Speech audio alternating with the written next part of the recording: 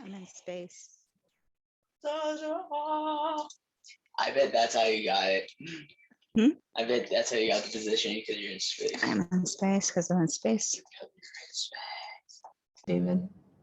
Oh, David has left. Okay. Recording is started for you. Thank you. No problem. Oh, there's David. Okay, welcome everyone to the March 2021 CV3 SLA meeting. My name is Michelle Cooper-Smith. I am the chair of the committee. And basically how the run of show will go is we will hear each item, not necessarily in order, just because sometimes if we have a lot of folks who are here to speak on one agenda item, we will want to do that earlier so that they do not have to wait around. And basically what will happen is we'll have the applicant make a presentation, or I'll read the information and then ask them if they have any corrections, and then the committee will have a chance to ask questions, and then we will turn it over to the public. Members of the public will have 2 minutes to speak on any given item that they sign up for, with the discretion by me to extend that time if we want to. If you are here with a community group or block association, something like that, please select 2 people to speak on behalf of your group, but you can also tell us how many people are in attendance that represent the same view, so that we can memorialize that. That would be super helpful, just so we can be respectful of everyone's time. And, in circumstances where there's, substantially different views from a specific group, we will let those people be heard as well, but typically just 2 per group, because we know you probably agree. I will ask members of the public to raise their hands with the Zoom function once that item comes up, just to ensure that they still would like to speak. Perhaps your question has already been answered, for example, and you don't need to speak anymore. Yeah, and I think that is it. Oh, and just one PSA to community members and applicants, if you ever come back here, if we really ask that you send in any materials by Friday before the meeting, just to be respectful of the committee, because this is not our full-time job, and so giving us the weekend to look at that material will really means that we can be more thoughtful about it. If you send it to us at 5 p.m. on Monday, you're really not going to get a thoughtful evaluation of the information. It's just not enough time. So please keep that in mind when you're sending in information to us. Okay, Larissa, is there anything? We'll start with approval of last month's minutes. Are there any objections to the minutes from the committee members that are here, that are present? If you have an objection, please raise your hand. Okay. I'm seeing. I think Herman was here for a second. Did he disappear? I'm sure Herman is He's still here. there. Where is he? Oh, there you are. You're on my second screen, Herman, sadly. Okay, seeing no objections, let's do a roll call, please, Jesse. Yep. Michelle Cooper-Smith. Present, yes. Jesse Beck, present. David Crane. Present. Herman Hewitt. Herman is here. He's I think he's having trouble unmuting. Herman, Yes. are you good? Okay. Ellen Liu. Alexandra Militano. Paul Cirrus. Thank you, Jesse. You're welcome. Larissa, are there any agenda items that there are a lot of people here for? So far I'm checking the chat. We have 3 people signed up to speak against number 7, but no one else has indicated in the chat that they are here for or against. So if I could remind everyone who is here, and this will go out during the instructions as well, if you are here to speak for or against an item, please register in the chat so that we have you your information and we know what item you are here to speak on. You can just put your name and the item, where you're from, if that's applicable, and the item you're here for. It looks like we're getting a few more for 7. Okay. Okay, I thought so. All right, so let's do number 7 first. well, Are the applicants, sorry, go ahead, I apologize if I just No, you're want to give fine. them the instructions first and then we can. Please. Okay, Thank sorry. you, Larissa. No worries. Okay, so welcome everyone. And thank you for attending. I do have a few guidelines before we get started this evening. First, I'd like to remind you that the meeting is being recorded. We ask that all attendees please sign in by entering your name and affiliation if that's relevant in the chat box. Please only use the chat box to sign in to speak or to ask for assistance for technical issues. Otherwise, if you are not speaking, we ask that you keep yourself muted to reduce background noise. When the chair has recognized you, you can unmute and you are welcome to speak. You will be limited to 2 minutes to speak on any item. And again, as the chair has stated before, that time at her discretion can be extended. In order to speak, we ask that you raise your hand and you will be called on in the order of the hands that are raised. If you are appearing as a group, please select 2 speakers from your group who will make and let us know who those 2 speakers will be and whether they are here to speak for or against the item. We require that the executive order to create, a verbatim transcript of the meeting. So please keep your questions and your comments succinct and germane to the discussion. The committee may then formulate and pass the resolution once all discussion is completed. Thank you. If you have any questions, again, please reach out to me via chat. Thank you very much, Larissa. I appreciate for all those, Larissa is pinch hitting here as our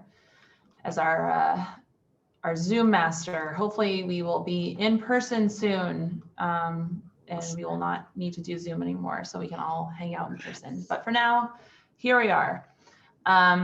Okay, great. So are the applicants for number 7, 503, 505 East 12th Street present? Yes, present. Okay, great. Hi.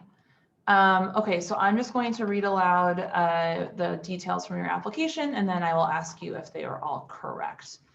Okay, so this is a license request for a new full on-premises license at 503 505 East 12th Street between Avenue A and Avenue B. The corporation name is Lao Austin LLC. The application is for indoor hours between 10 a.m. and 2 a.m. Sunday through Monday and 10 a.m. to 4 a.m. Tuesday through Saturday. And I believe you said sidewalk cafe, but outdoors backyard. Is that 10 a.m. to 10 p.m.? Yeah, 10 a.m. to 10 p.m. Okay, thank you. The applicants have operated, I'm sorry if I mispronounce this, Kiyo at 157 Duane Street in Tribeca since 2013. That is also a fully licensed location. There are, according to the LAMP map, 8 full on-premises liquor licenses within 500 feet of this application. Anything that I was incorrect on there? Everything's correct. No, everything's correct. Okay. Great. Committee members. Oh, sorry. Let me go to Susan because we have been going back and forth on the backyard certificate of occupancy issue. So committee members, if you don't mind, just this is a technical thing that Susan can, let the applicant understand before we get into the other questions. Go ahead, Susan. Okay, sure. So I'm not sure how much the applicants know about the violations on the backyard that still exist. Are you aware of those? Yes, we did look at DOB's website. I believe all the violations were cured. I did not think. Okay, so they're not. I have had a conversation with DOB over the last 2 days. So the certificate of occupancy for the backyard is expired. That in itself is not a big deal. It costs like $100 in paperwork, to renew it. However, it is in audit right now. There are a number of violations. The landlord is actually responsible, but I don't think you can get, or it looks like you cannot get your C of O renewed while they're in audit with these violations. So I would urge you you know, to have conversations with your landlord and with DOB directly about that. I understand that the problems were probably from one of the previous business owners, but it's the building owner that's legally responsible. And so, you know, you have to work it out with them before you're going to be able to renew your C of O. Got it. Sure. Thank you. Okay, thank you, Susan. Do any committee members have questions for the applicants? Please raise your Zoom hand.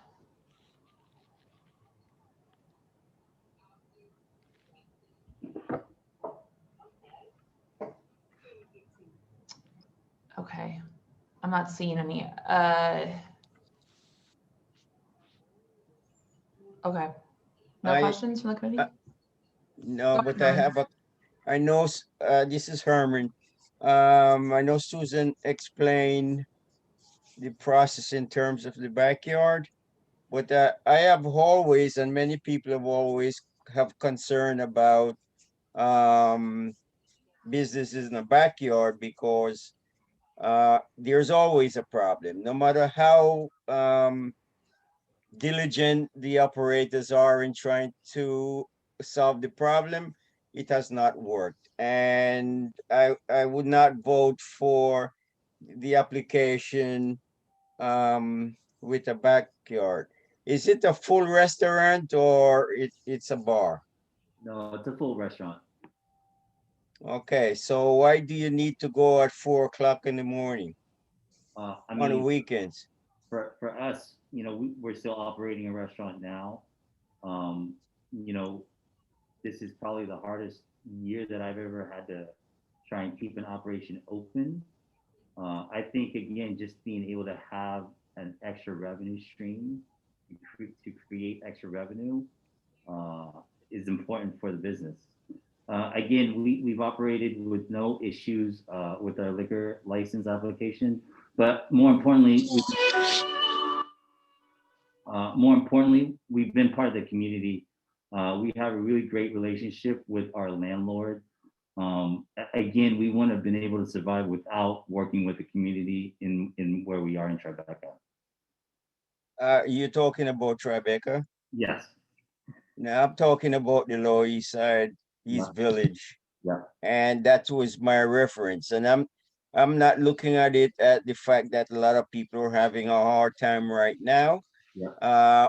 I'm looking at this license as post-COVID. Yeah. And the attendees to your business and what kind of problem they'll cause in the neighborhood. And I would suggest on a weekend, close no later than 2 o'clock, and that would be my preference. Got it. We'll take that into consideration. Thanks, Herman. I'll just, I have the stipulations from the previous operator, Herman, just so you know. It was Monday through Wednesday, 3 p.m. to 2 a.m., Thursday and Friday, 3 p.m. to 3 a.m., Saturday, 11 a.m. to 3 a.m., and Sunday, 11 a.m. to 12 a.m. I agree with Herman on this one. When did the other place close? I didn't see it on the. I'm not sure exactly when Mace closed, but the application is from 2018. We believe it closed with COVID. It closed and didn't reopen. Okay. I'm with Herman on this one, Michelle. Okay, so a 2 a.m. close. Okay. Okay, anyone else from the committee? I prefer 2 a.m. on a side street as well. I mean, Okay.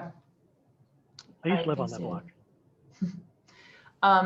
So Herman, I know you said you wouldn't approve a backyard. Is that accurate? That is my long-term. I didn't come by that today. I've always been, since I've been on this board and this committee. Yeah. Okay. applicants, go ahead. Stipulation for the backyard at 10 p.m. closing backyard. Again, it's the purpose of the backyard and our concept is a food first place. This is the chef and I'm the front of house guy. And we're doing food with bar as an option. We understand the backyard and that we've lived in second floor apartments too with backyards with commercial spaces. We've been New Yorkers since 1999. We understand it. And if, to be part of the neighborhood, to be part of the solution and not part of the problem is always our business philosophy. The backyard being a sensitive area, we would stipulate 10 p.m. to close business there, and everything else would be inside after, if that appeases the community board.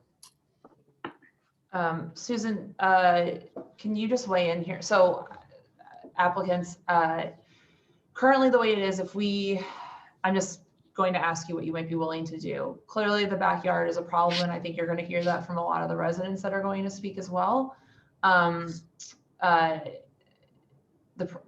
Susan, please correct me if I'm wrong. The problem is here, if we vote on, sorry, I shouldn't say the problem, but the reality is if we vote to not allow a backyard, that means that they would not be able to use it during COVID either, right? Like under the executive order. The executive order, it's zoned, this is actually commercial overlay. So the executive order allows the use of the backyard. However, if there is a stipulation, right now it would be to 11. If there's a stipulation and they agree to the stipulation, then that would override the closing time of the executive order. So the executive order would allow them to use the backyard unless there's a stipulation not to use it. And if there's a stipulation to close at 10, they would still have to close at 10 during the executive order if they agree to the stipulation. Right, but let's just say hypothetically, the committee passes a resolution that says no backyard. They would not be able to use their backyard even under the executive order, correct?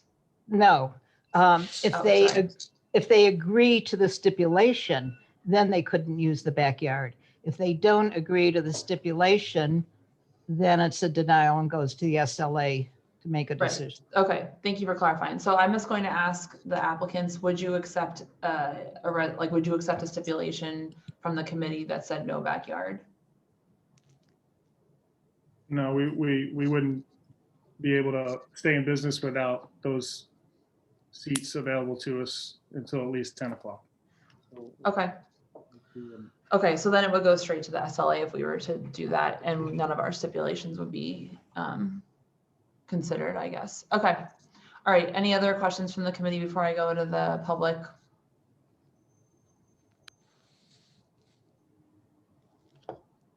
Okay.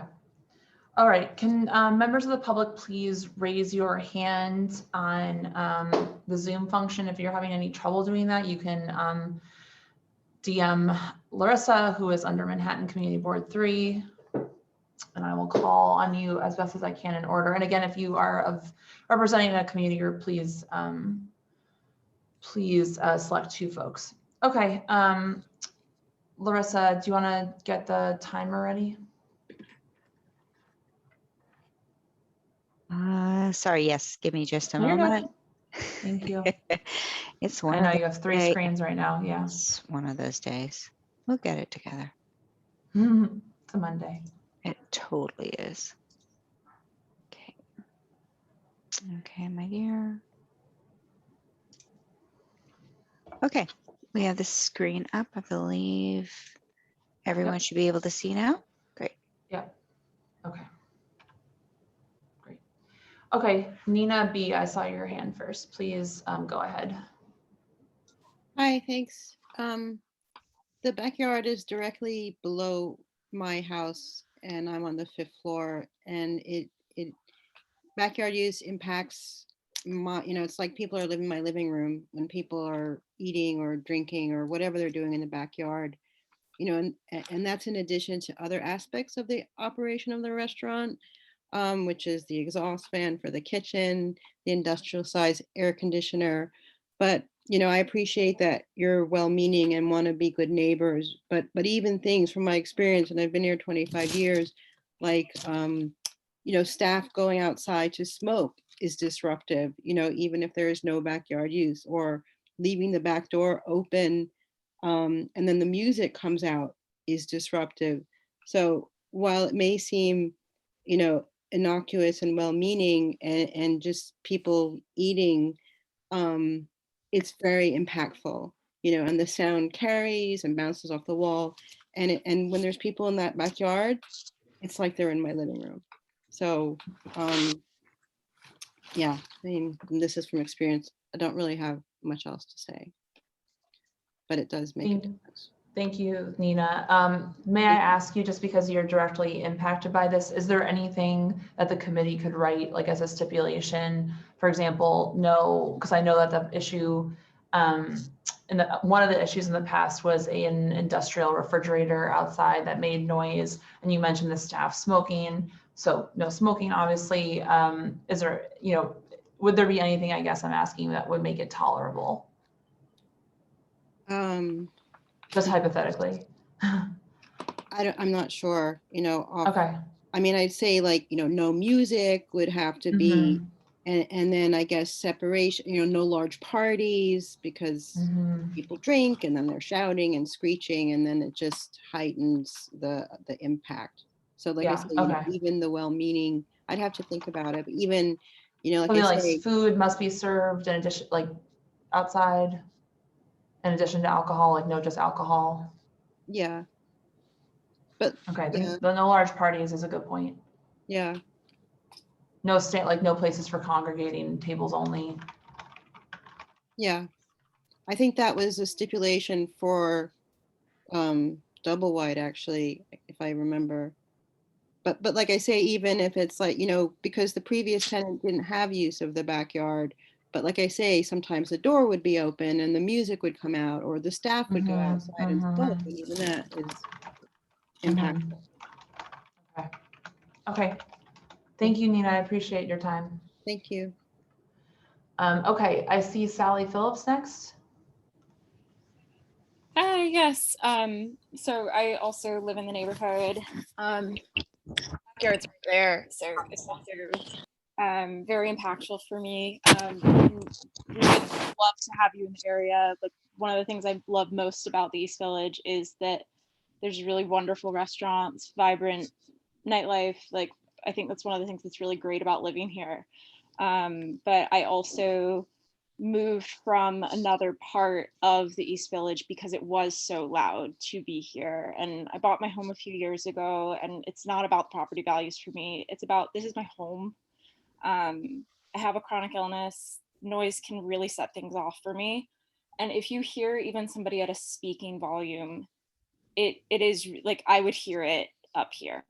If somebody's talking on the phone at the volume I'm speaking now, I would hear what they were saying, not just that they were talking. I would hear it up here. And so, like, of course, like, you know, I'm excited to have y'all here. Like, always thrilled to have another great restaurant in the area. It sounds like y'all have a lot of great experience, but this would be really impactful. And I probably would have moved here if there was a restaurant that had a yard in the neighborhood, because it is so loud.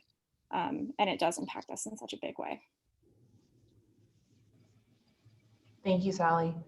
The next hand I see is Anna Cheney. Hi, thank you. Okay, go ahead. So I'm speaking on behalf of myself and the residents of 507 East 12th Street, which is right next door. And I want to talk about the negative impact of operating a bar in the backyard at this location. And I say bar because I want to be honest, at any operator who comes before this committee and can produce a menu can call themselves a restaurant. And if you know that community boards are friendlier to restaurants than bars, then why would you ever call yourself a bar? And I know this because we've been through this dance before. There's so many times where an operator comes and describes their menu in this forum, and then they get a license, and next thing you know, it's a bar, it's a cocktail lounge, it's a pub. And I just want to say, at 2:30 in the morning, when this establishment is still over an hour away from closing potentially, who's going to be there? And what kind of spontaneous sing-along is our community going to hear at this hour, or scream along as the case may be? And who is going to be cleaning up after them? If this community has, if this location has a license and these hours and backyard use, it's going to be the SantaCon crowd. And I want you to imagine the sound that kids make in the middle of the night and whatever stereotypes you have about that. And I've heard it, and I've heard worse. And all three of my kids have heard it in the middle of the night and at nap times. And we've had to run the ACs even when the weather is cold to drown it out. People have already mentioned it really echoes. And we were told that we had to just call 311 as a way of dealing with it. And it was like a part-time job. We did that all the time. And it's not fair for that to be our responsibility. And I wonder what benefit the community derives from that, from a bar. The inner block region here is a continuous space with hundreds and hundreds of living room and bedroom windows that face it. And it echoes. And there isn't a single other business that operates in that inner block region, not one. And it's for that reason. And I want to be clear, as other people have said, we're city residents on purpose. We don't expect it to be silent. Our neighbor had people over for dinner next door. I'm sorry, Anna. I apologize. I do have to interrupt. We have hit the 2-minute limit unless Michelle would like to extend. I can. And you can take like a couple of more seconds. And I'll then take a let's couple wrap it of up. seconds. I guess Thank you. It's just unlivable to have a backyard bar in this space. It simply doesn't work. We spent so many hours and days coming to meetings like this to get that stipulation for the last owner, and we did. And the reason it worked was because we're right about that. And I ask that the committee reject this application, protect our quality of life. For the love of all things good, no backyard use now or later. Okay, thank you, Anna. Okay, Dale, I see your hand up next if you want to go ahead. Okay, yeah, thank you.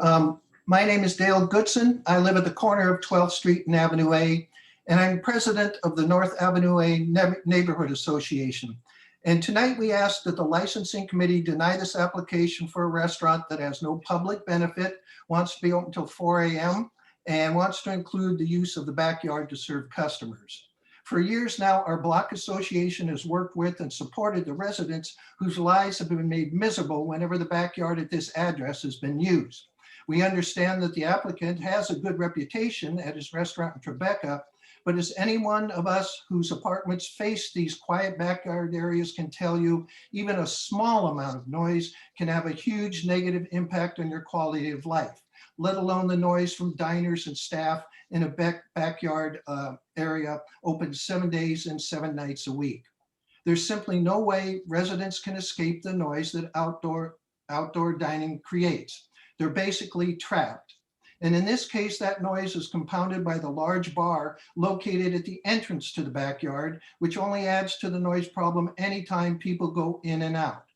We believe it's unjust and unfair to ask residents to sacrifice their quality of life to fit a restaurant's business model, no matter how good the owner's reputation. Any noise at any time is disruptive. There are plenty of restaurants with good food in our neighborhood, and there is no public benefit to adding another one. Also, their stated 4 a.m. closing is exceptionally late for a restaurant, which this claims to be. Please deny this application for a restaurant that's asking for backyard use. Thank you. Thank you, Dale. Okay, the next hand I see is Adrian Mukin. If you want to go ahead. Hi, yes, thank you. I'm also with Anna, 507 East 12th Street. I am the president of the co-op there, and I just want to speak to echo the sentiments that I've heard from my fellow neighbors as being an almost 12-year resident on 507 at 507 East 12th Street. Any business that's tried to operate in that backyard has just caused chronic issues for all of us, much like my neighbors here have highlighted, and particularly those very late night operating hours, because we all live in New York for a reason. We love nightlife, but we know what happens after the midnight hour. And again, as my neighbors have said, there's no operator who, even under the best intentions, can avoid that.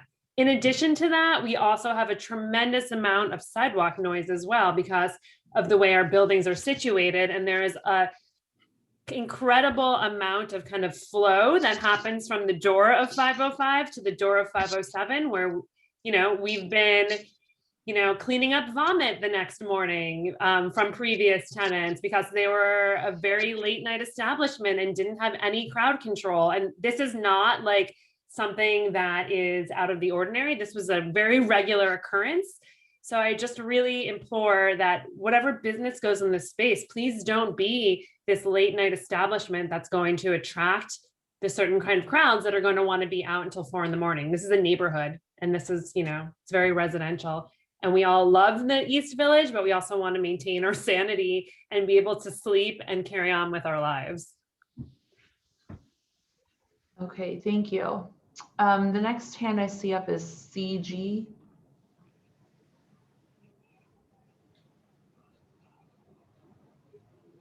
CG? Yeah, Go ahead. hi. I'm a resident at 507, and I can basically underscore everything that everyone else has said. We're pretty much inured to the promises and stipulations made by previous tenants of this space, having seeming no regard for these things and put them off until the next community board meeting where they can make some kind of substitution. But I will just, not to belabor the point, I'll simply remind people the function of concrete is a hard surface. What a hard surface does is it reflects heat. It reflects wear. It also reflects sound. Consider the city as a huge amplifier, and that the thing about amplifiers is it only goes where the cone sends it, which is up. So anything down there ends up here.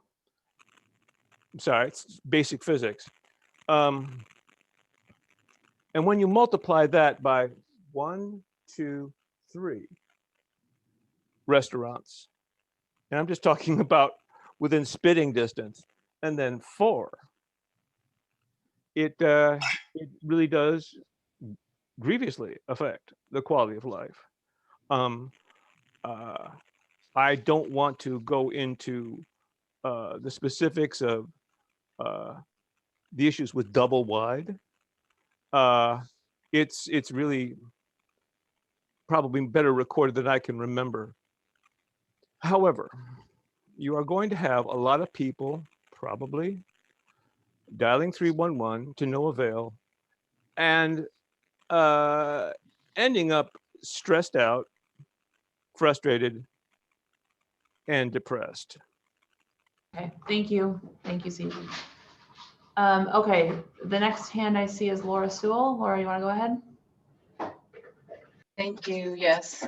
So I'm here to speak on behalf of the residents who you're hearing from, both 12th Street residents and Avenue A residents. I just wanted everyone on the committee to be aware of that.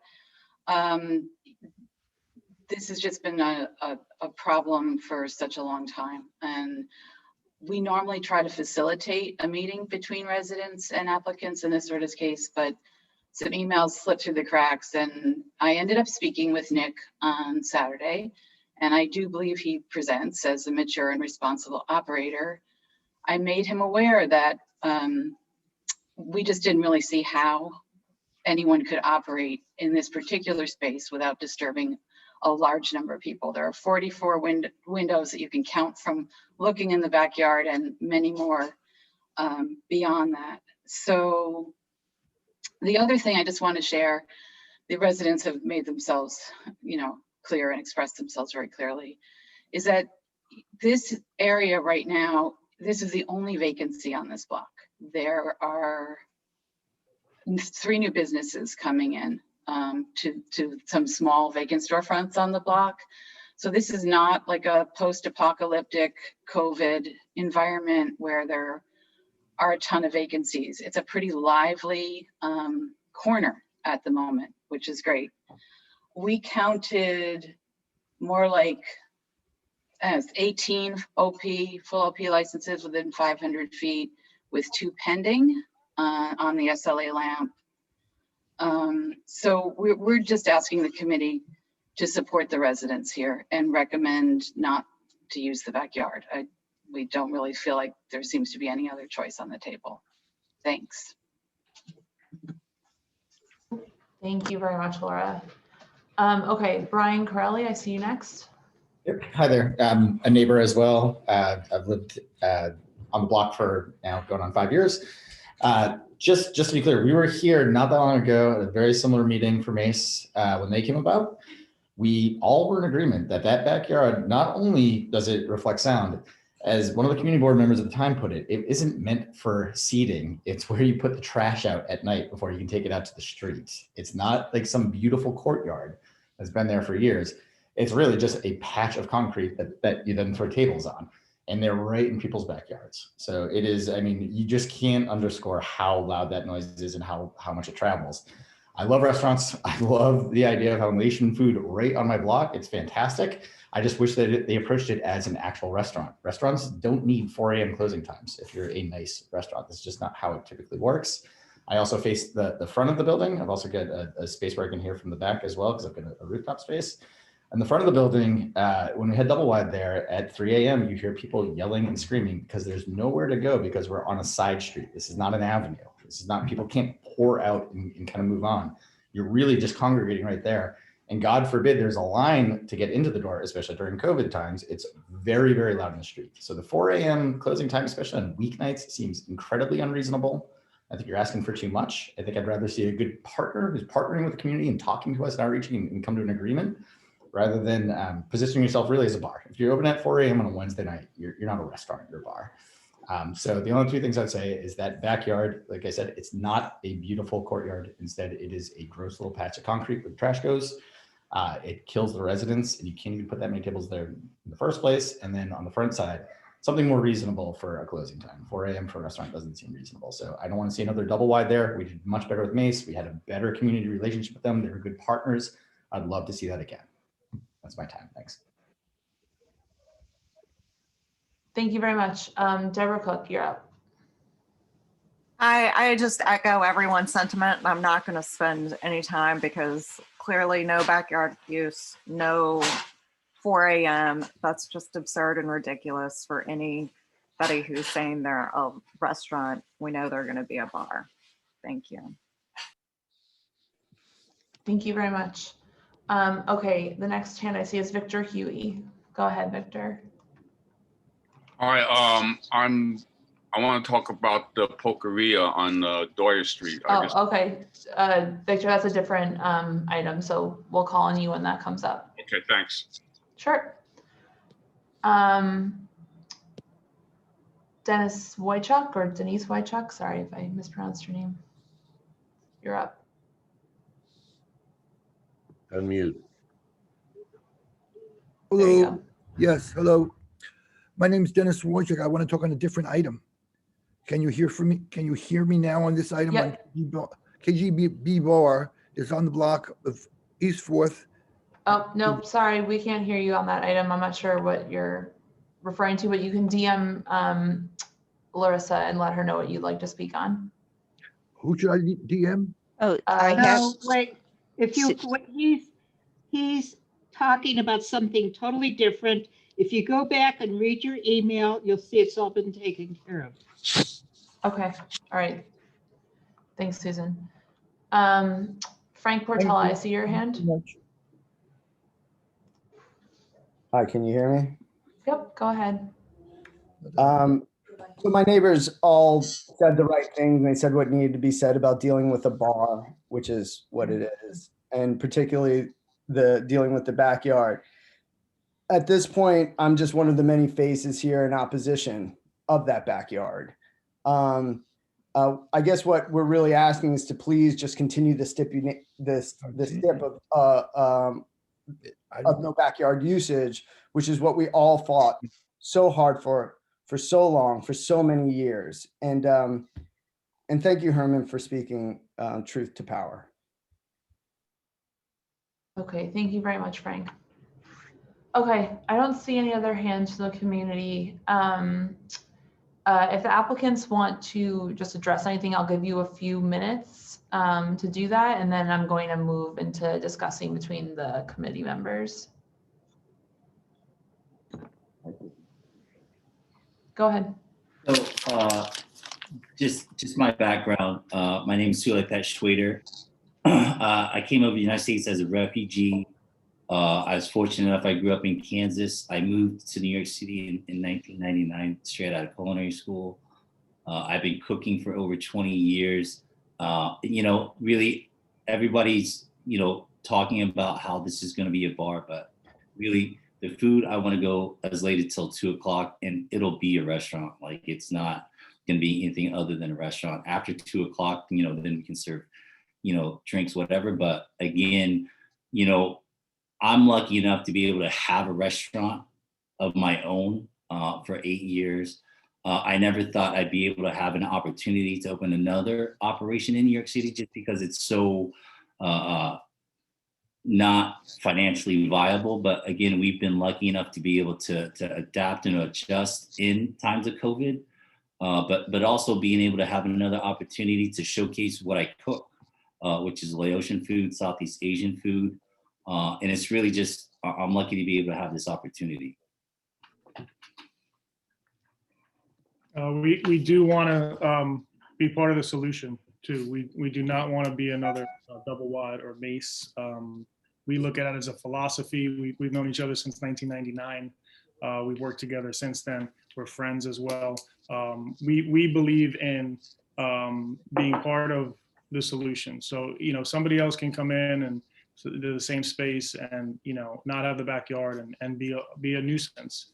We take care of our customers to make sure that they do not cross the line, that they do not affect our neighborhoods negatively, grossly, and we will reprimand them if they do.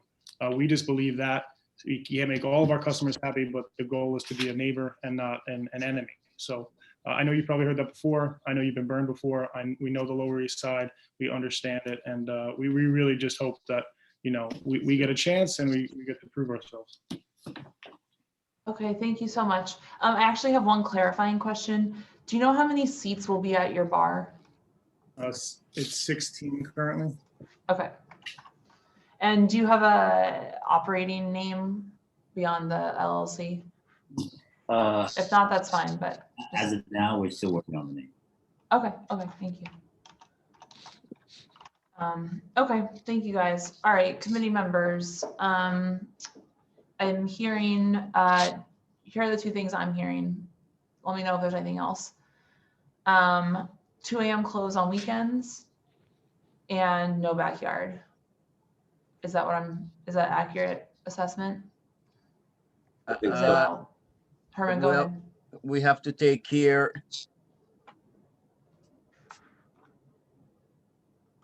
Herman, go ahead. We have to take care of the weekdays. Are we talking about 2 a.m. all days, or Sunday to Wednesday one time and then Thursday to Saturday another time? You have a position on it, Herman?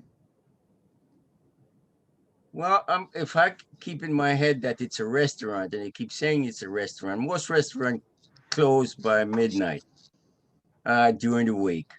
And that's what I will propose. I don't know whether people agree or not at this point, is Sunday to Wednesday, 12 a.m. and Tuesday, Friday, Saturday, 2 a.m. No backyard. Okay. I agree. Michelle, I agree with, I was just about to say that. I mean, I own restaurants myself. Sunday through Wednesday, I mean, nothing's going on past 12 anyway, if you're a real restaurant. So I agree with Herman on this one. Okay. Thank you, Herman. Thank you, Paul. David, Jesse. I agree with that. And I really find this is going to be a terrible backyard. It is a very small backyard. There's a wall right behind. It's I've been looking at Google Maps. It's just going to be bad. We can't have, it's going to be tormenting people to have any sort of restaurant activity. Even normal conversation among, half a dozen tables might fit there is going to be bad.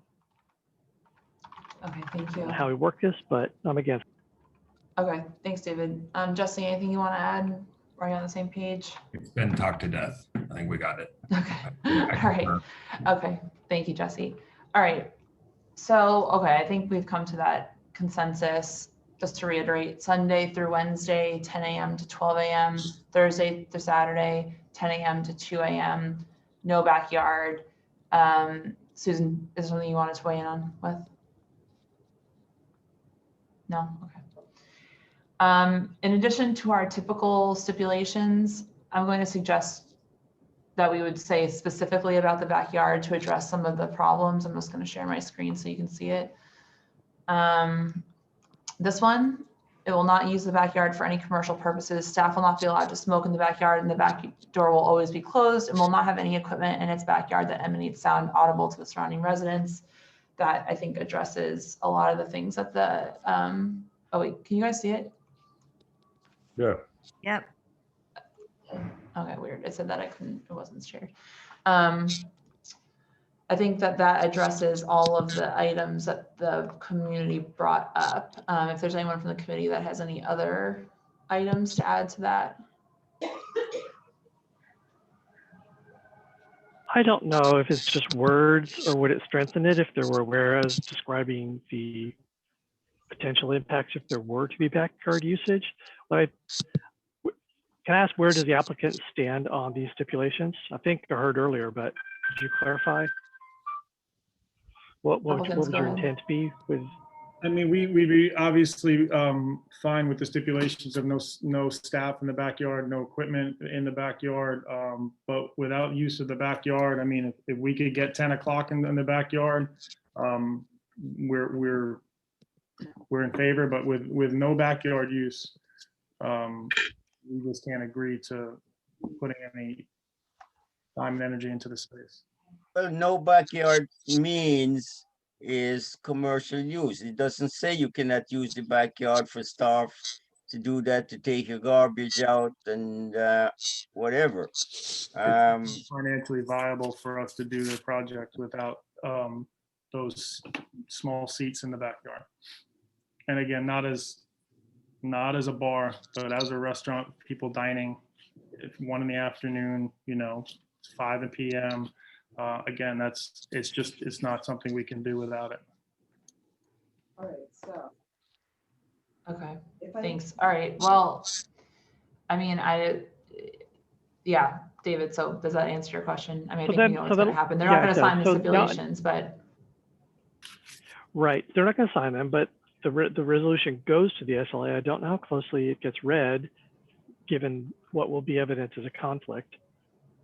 But it might be useful for us to say, whereas any commercial backyard usage is inherently problematic in the type of urban area in the East Village. The sound propagates up into all surrounding apartments. I mean, something along those lines. Yeah. Could be brief, but something that would tell them, like, this is why we don't want this. So, and the SLA will then look at it and go, well. Okay, so you see what I'm right here, and any use of the backyard for commercial usage will create undue burden on the residents surrounding the location. Yeah, it's a phrase because it's clear that in this type of built environment, sound reflects right into neighbors' apartments. Okay. Is that going to be too much? Yeah. I think that's built. You said built environment. This type of built environment, correct. If we went on and on, we could say, brick walls, concrete. I know. I don't think we need to, but. Can I make a suggestion? Yeah, go ahead, Susan. Instead of going into all that, just, explain that there is a history of when the backyard was used, and it was created a problem for many residents who came to the meeting.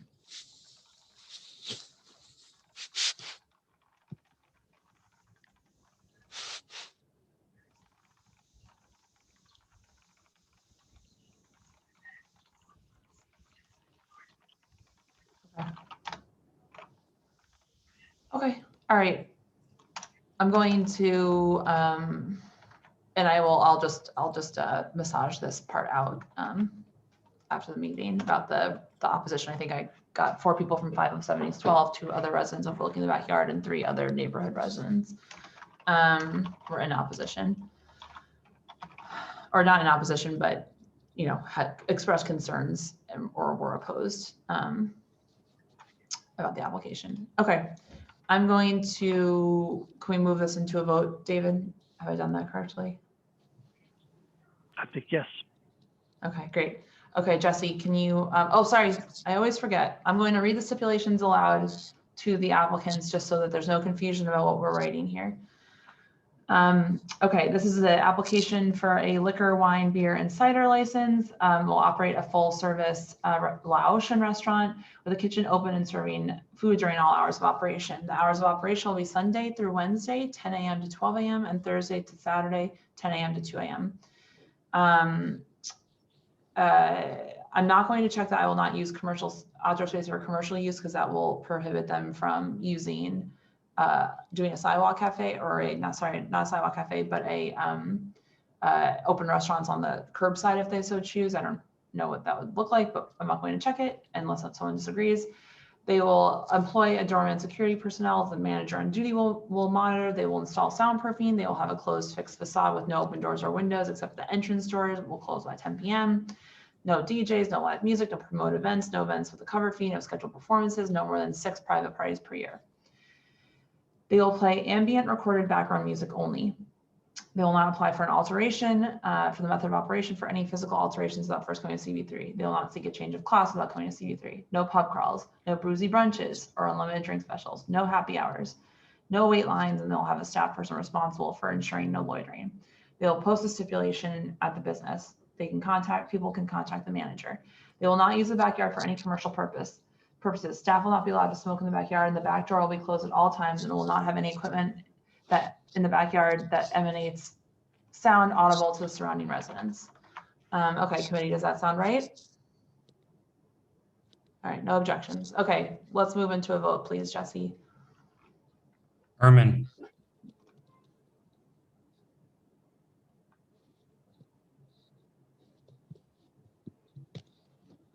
Okay, not hearing anything. David? Yes. Thanks, Herman. I would have come back to you, Herman. Yes. Moving on. Don't worry. And yet, David, you said yes? yes. Michelle? Yes. Jesse, yes. Paul? Yes.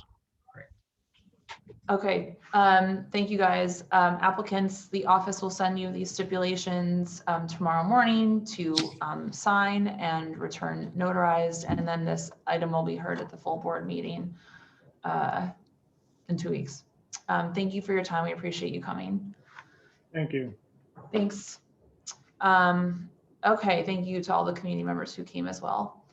All right, Larissa, am I right to say that the other item with folks to speak is number 2 Doyers Street, 11 Doyers Street? Correct. Okay. Okay, are the applicants for number 2 11 Doyers Street here? Yes, we are. Hi, good evening, everyone. Great. Hi. Okay. I'm going to, as before, read out loud just the basic information about this, and then I'll ask you if it's correct or not. And I see that there are already a couple of people who are here to speak.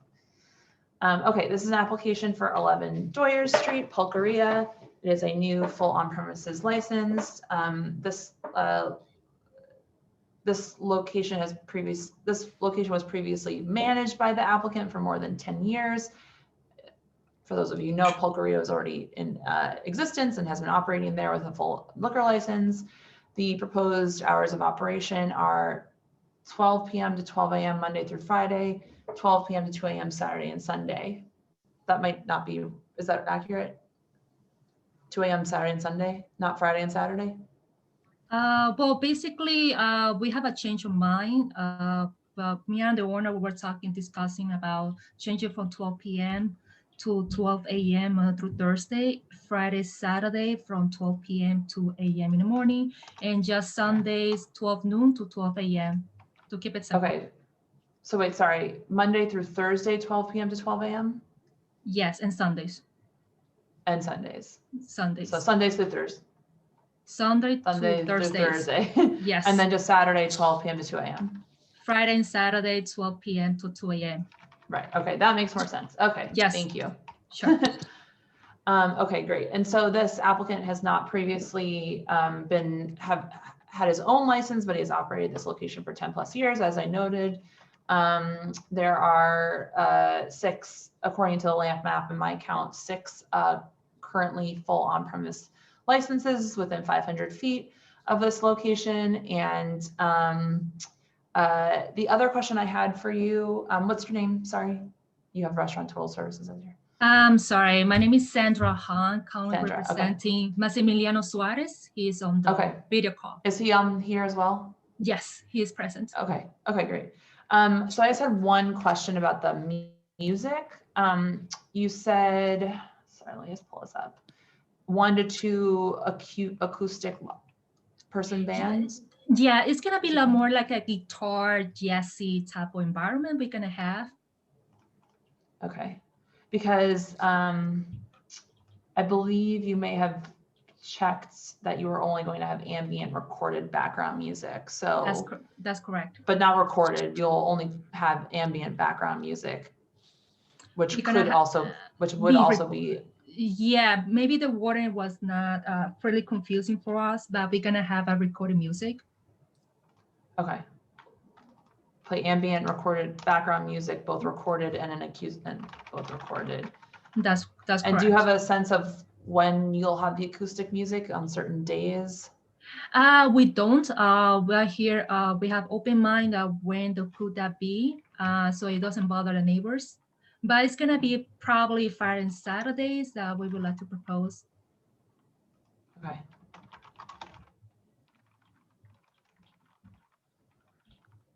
Okay. And do you know when Pulqueria opened? Was on the renovations, so making a few changes, making the restaurant. Oh, sorry. No, what year it opened? The original. Original was around 2011. That's when the previous owner applied for the liquor license. Okay. Around there. Okay. Thank you.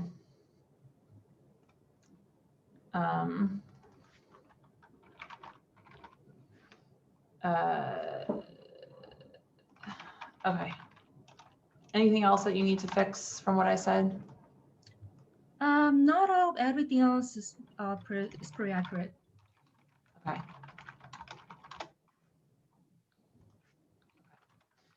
Anyone from the committee have any questions? Do you know definitely what those alterations are and how extensive they will be? You talk about alteration, like renovations of the restaurant. Yes. It's just gonna be a cosmetic renovation. We're just doing like doing some painting, changing a few wall tiles, changing your floor tiles. We just changing the look of the bathroom. We just also modifying the kitchen setup, kind of modifying all the cooking equipments.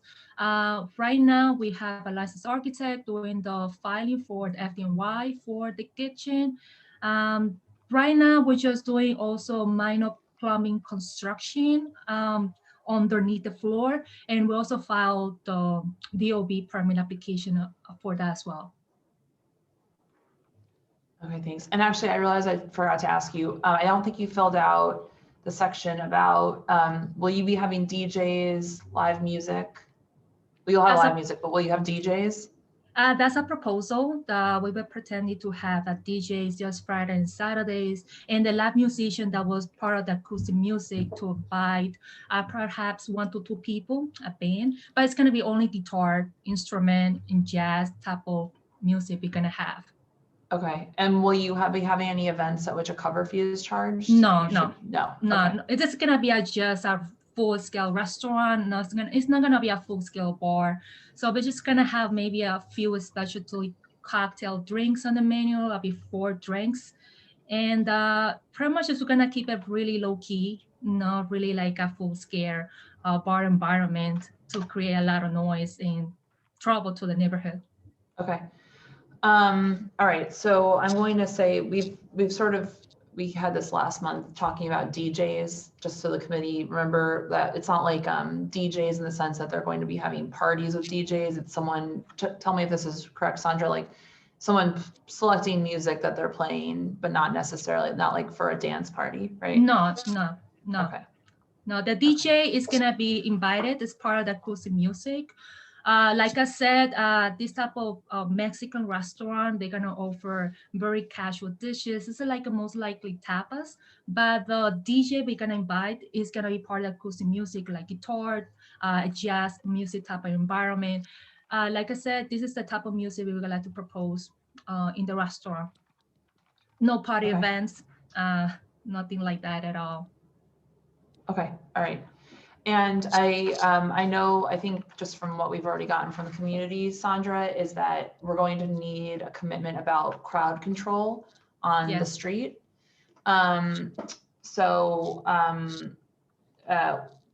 Would you be accepting of having a staff member who is designated and accountable for crowd management and a designated area for smoking?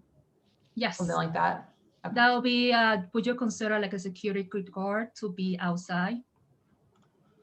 Well, you didn't say that you were going to be employing a security guard. Yeah, so. we didn't find it necessary because our restaurant is going to be located in the cellar on the basement.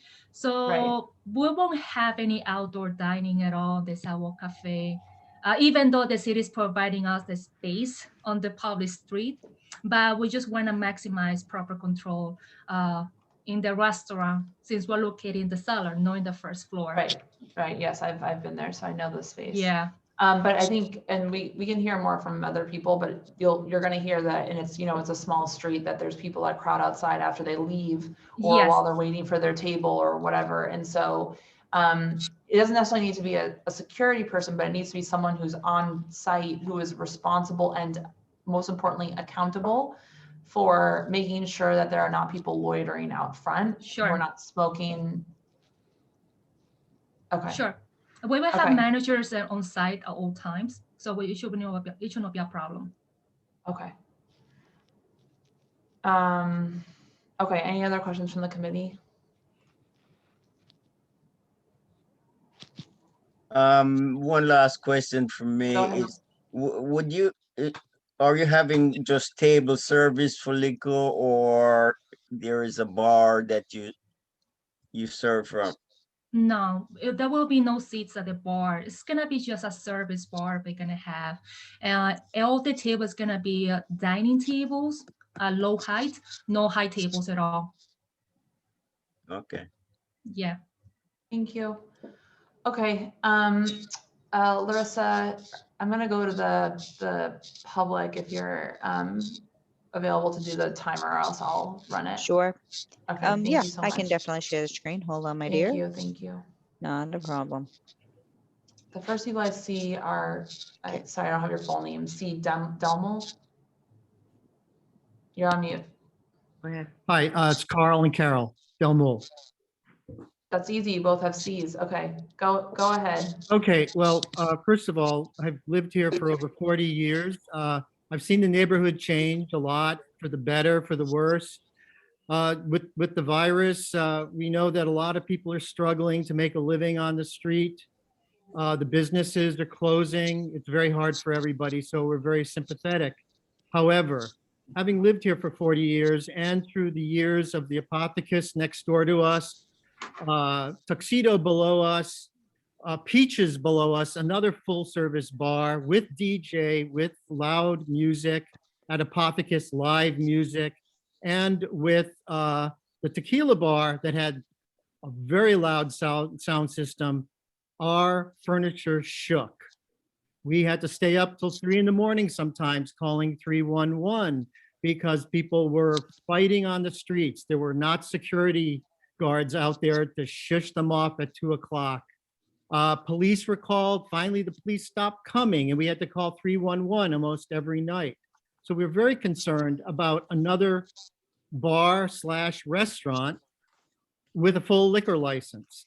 It was a tequila license and the lines went down the block to Pell, onto Bowery, blocking the doorways of several residences. There are at least 60 residents on this street, and I didn't count Pell. And there are several young families with little kids. Most people don't know about this meeting. Most people don't know they have a right to complain. So we are concerned. It sounds very nice that it's going to be low key, quiet, jazz only, but we all know that keeping a place open to 2 in.the morning and how younger people seem to be getting rowdier and rowdier and taking more liberties with their appreciation of the people that live around here. We're concerned. And it's 3 bars within 30 feet of each other, 3 full-service bars within 30 feet on a tiny street like Doyers. Okay, thank you. Can I ask you guys, do you know if it's music from this particular location that is coming into your apartment? The original tequila bar, yes, we even had to go down there and ask them to turn it down. Okay. There've been like, it's basically the subwoofers and the bass that vibrate the street. And also, it's a little bit disingenuous. They are also out on the street during the day with tables and doing service, and they have their acoustic guitar, but it's amplified, so it's on the street, on this tiny street, with a singer throughout the day. Is that right now? No, Now? not with COVID, but before that, and we assume that it will be the same because the person who's applying there is describing the same situation. And it starts Okay. around noon and it goes all day. Okay, thank you. Okay, Carlin, go ahead. Okay, let me address this Pulqueria, whatever. I've been down there, the previous, these are the same people who've managed the place for the last 10 years. And if they're coming to bamboozle us and tell us that they're talking chamber music, now forget it. They had live bands down, they have live DJs. It's a full-fledged disco. They had a security guard outside standing in front of the basement, but he made no attempts to mitigate the noise at night. Or as long as people did not urinate in their basement doorway, it is okay. But they utilized every doorway on Doyer and Pell Street to smoke pot and also to use as a urinal or a toilet as they pleased. All right. So when we're talking about small place toppers, I've been down there twice just to check it out. The bar is 15 feet long in a secondary room off to the left of the entrance. So when they're talking, there's no seats there. I don't know who whose eyes they're trying to pull this wool over. I see no change in this at all.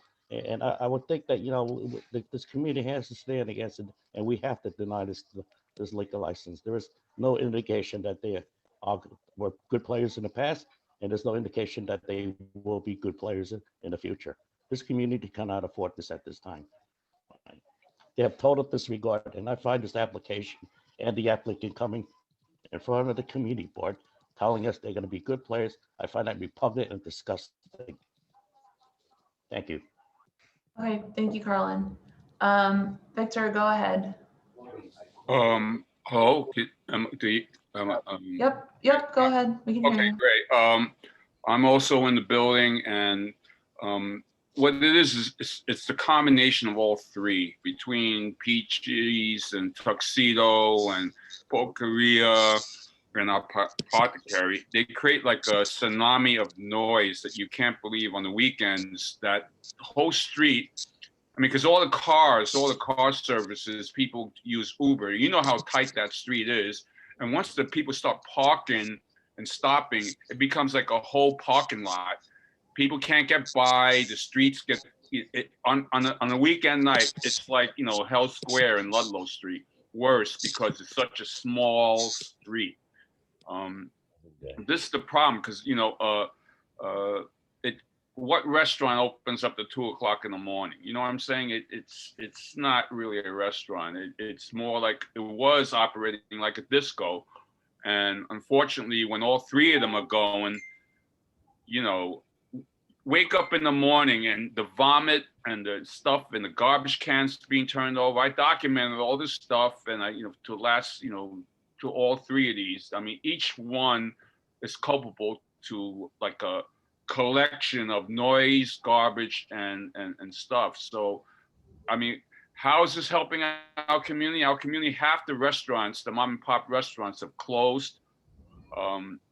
We need help there, and we need help for the real legitimate business restaurants in Chinatown, not like to bring in to displace them with disco operations that disguise themselves as restaurants. Okay, thank you, Victor. Do the committee members have any questions? I want to give the applicant a chance just to address some of that, but before they do the committee members have anything else they want to bring up that they'd like the applicant to address? Well, I like to react to her response. Okay, and I'll also note that something that we could do similar to what we did with the Ainsley last month is put in a stipulation that ensure that sound from the premises is not audible in any of the surrounding apartments, which will be arranged with a sound engineer. That's an option. Okay, Sandra, do you want to go ahead and address those concerns, please? Yes, I totally respect all the comments that you have raised to the committee board meeting. Like I said, I'm only representing my client, Maximiliano Suarez. And also we had the manager who's actually managed the business over 10 years. Maximiliano Suarez is the brand new owner, had no relationship with the past ownership of Pulqueria. I understand, I heard from the previous manager. I know the previous owner have a quiet reputation. I'm not gonna lie to this. We understand all those concerns, and then also would like to also give us another chance that we're gonna be like new owners, different reputation. We're gonna try to manage as much as possible to be a full-scale restaurant. Like I said, this is not gonna be a disco establishment. There's no way we're gonna propose that, and I address those concerns on the application. And also, I'm not sure if you have seen the photos that I attached before I came into the meeting, just to show you that we're actually doing a lot of renovation downstairs. Not gonna be the same restaurant layout we had in the past. We're doing a like really cosmetic renovation downstairs, doing a lot of painting, changing the tiles. And also, there's no way we're gonna have a 15-feet bar. Maybe that was before. And we've removed the existing bar. We've removed everything what exists in the dining room. As you can see on the application, I'm not sure if you see the attachment. We're gonna have at least a maximum occupancy of 30 people or maybe less inside. We're not gonna allow any dancing platform at all in the restaurant. I understand that the neighbors have also a bad reputation, Apple Thick, I'm not sure if that pronounced correctly, or Peach Restaurant, the Tuxedo upstairs. I heard that Doyers block a lot of businesses because of COVID. Unfortunately, there has been that closing down forever. I really don't want Doyers to disappear. I've been there, like we said, couple years just to go to eat. Maybe it's just like, it's a really good block for a lot of tourists. But this restaurant, we're gonna serve a brand new menu. I'm sure you see the attachment, what type of dishes we're gonna offer. And the dish is gonna be a full entree. That's not gonna be like a full tapas the whole day. And also the type of music we're gonna offer, it's gonna be true jazz. It's gonna be low-key guitar. I really don't wanna compete with the other guys next doors because I understand the reputation they had. I heard a lot of stories, like you said, Mr. Chen. Yeah, that was true. That was probably in the past, when the past owners, they couldn't take anymore. When COVID hit in that time, they pretty much quit the business. It has been closed, I don't know for how long. And pretty much the manager who was working there for over 10 years, he understood those situations, but he actually didn't have a lot of power in that time to make full decisions. But based on what I did with the owner, I sat down with them to kind of come up with different stipulations and conditions to bring it up to the community board. The manager, I have Christine actually present during the meeting. It's gonna be the general manager. It's gonna be one manager for the entire shift. Like I said, the rest is they're gonna stay open from 12 12 p.m. to 12 a.m. nearly every day. So we're just proposing only 2 days to stay closed 2 a.m. in the morning. We're not even proposing 4 a.m. That's gonna be ridiculous for this type of service. Which, like I said, it's gonna be low-key restaurant. If you agree to it, we just got probably close a little bit earlier than 12. With Tori open to that as well. We understand also the concerns about the noise. Like I said, I understand the neighbors also located in the basement, in the cellar. And I don't want to compete with the noise level with those guys. I don't want to get in trouble with the police precinct.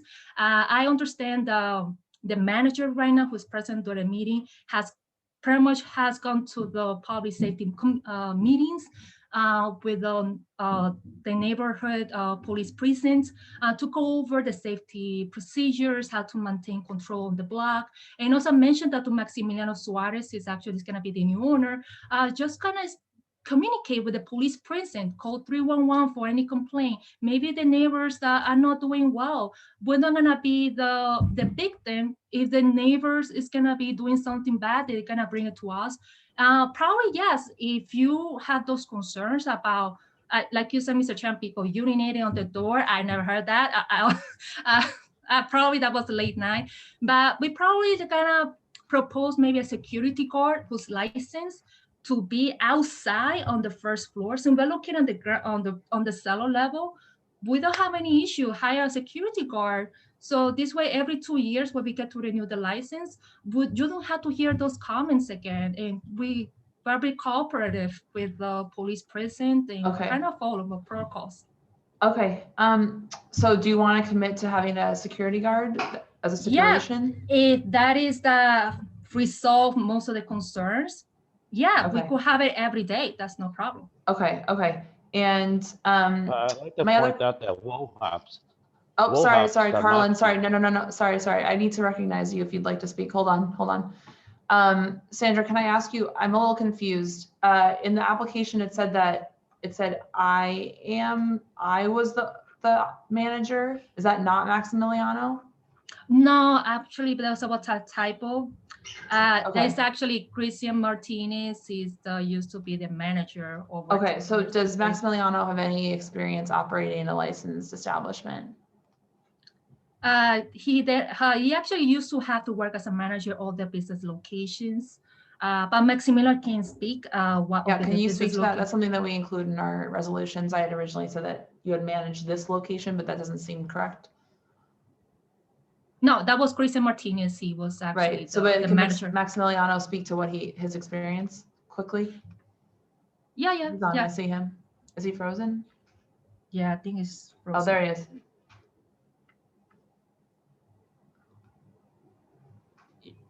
There you go. Can you just very quickly?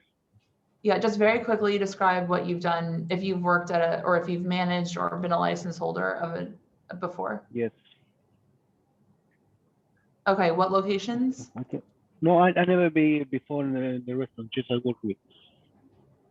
Okay, I never so apply for a liquor license. Also. So you've never managed a licensed location before? Mm-hmm. Okay.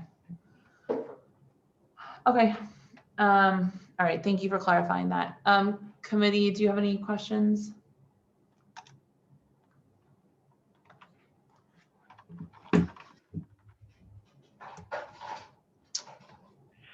I actually would like to follow up on that question of you've never managed any location anywhere is what you have said, because I think there was some confusion I was hearing. Perhaps you meant only at this location. Have you ever managed any location anywhere else? Okay. Okay, thanks. Anyone else from the committee have any questions?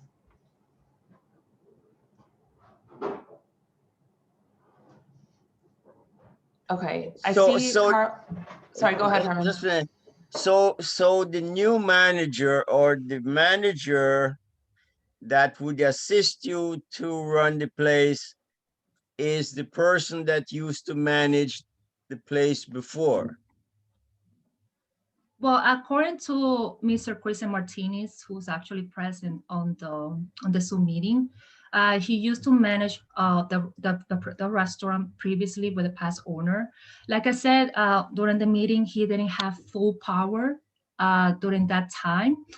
He was mainly the chef and partially managed the restaurant, but according to him, the previous owner used to have more managers on site and have more decisions on the business. But Cristian Martinez, like he's gonna be the brand new general manager who's gonna oversee the entire restaurant and have more control to it, because he's gonna be the chef and also at the same time he's gonna be the main manager of the business. So who would say that Maximiliano would give him more power than the previous person? Sorry, I didn't get that question. How should we believe Okay. that Max would give the previous existing manager or proposed manager the authority that he needs to run that place the way it would be expected to? You know, make sure the noise doesn't happen, make sure all the things that the neighbors are complaining about does not happen. Yeah, like I said, Maximiliano Suarez is gonna be on premises almost every day, mostly during the daytime, and be together with Cristian Martinez who kind of oversees the entire control. Like I also mentioned, I'm not sure if I said it before, Maximiliano Suarez is gonna do mostly all the financials, the inventory, partially the business management, and try to get more experience along with Cristian Martinez, who have a lot of knowledge in the kitchen, and also who have a lot of experience what just happened the previous owner in that same restaurant. Like, I'm not sure if you know about this, but Pulqueria before didn't have that menu that we're offering right now, because the previous menu they have was mostly, I would say, finger food. We say mostly tapas. It's not really a main entree dish, but we're gonna offer a full-scale kitchen. That's why we're filing everything under fire department. Also, we do a few plumbing jobs underneath the floor. We're changing a lot of plumbing parts, changing the size completely of the bar. I know perhaps previously the owner have a 15 long bar before, but we're gonna be way smaller than before.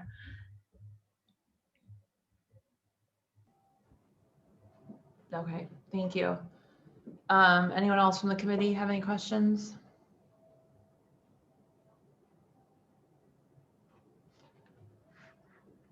Okay.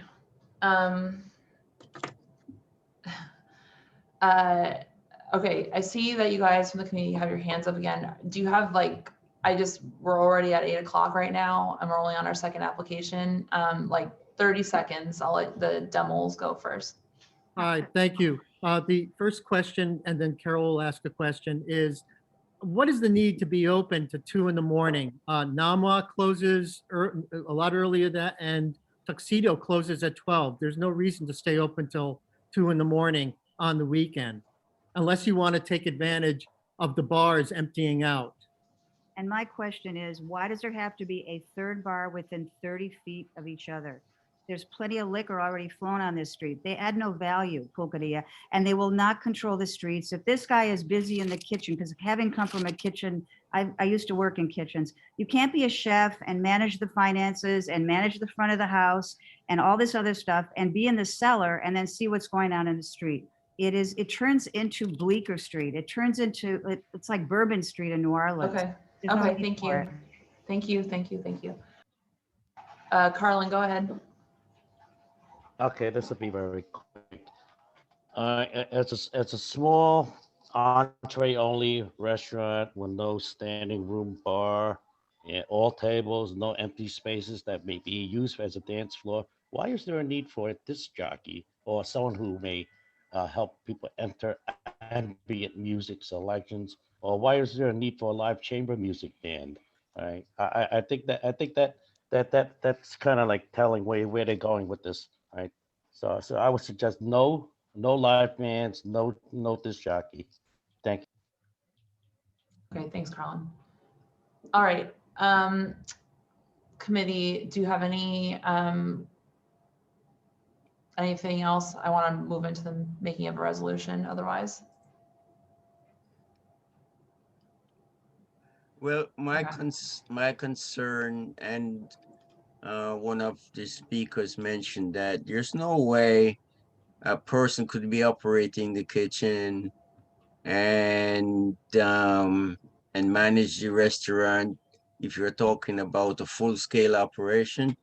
I'm concerned about the limited experience that the new owner would have. And then when you include all the management of the music and all of that kind of stuff, the ordering of the food, whatever, that's a big operation. I mean, it's something that we have to consider, the fact that maybe this place shouldn't even open with this lack of experience at all. Okay, thank you, Herman. Sandra, I see your hand up, like 30 seconds, like I think we already know what we're doing, so yeah, go ahead. Yeah, just be quick. Perhaps there was a confusion of previous speaker, but they're gonna have a full-scale bar. I'm sure you can see on the menu. We're just gonna have pretty much 4 different type of cocktails, just mainly beer and just wine bottles. But it's not gonna be a full-scale liquor bar. Like I said before, this is Pulqueria. This is a tequila bar. It's not gonna be like a full-scale liquor bar where you're gonna get to drink whiskey, all that type of stuff. But it's gonna be like experience the pulque, which is tequila. But like I said, it's gonna be a really low-key restaurant environment. And we agree to it. If you disagree with DJ, we're not gonna have any DJ and live music at all. We agree to it. Okay, all right, thank you. Okay, all right, committee, I'm gonna move this into the making of a resolution. Let me share what I have drafted. Carlin is right, though. It shouldn't be no DJ. Okay, well, I think what we've said before is like someone responsible, like for curated music, something like that. Remember we did that for a staff member who will like choose curated music. Let me pull it up. Hold on. Well, curated music means that the person could curate the music and bring it there and let it play all night on a rotation. So you don't really need a DJ. Right. So I think what we said was, yeah, a curator will play ambient background music without subwoofers. Yeah. Okay. We're into that? And no live music? No live music. Okay. All right. I'm going to switch this out. I can say a curator will play without subwoofers. Okay.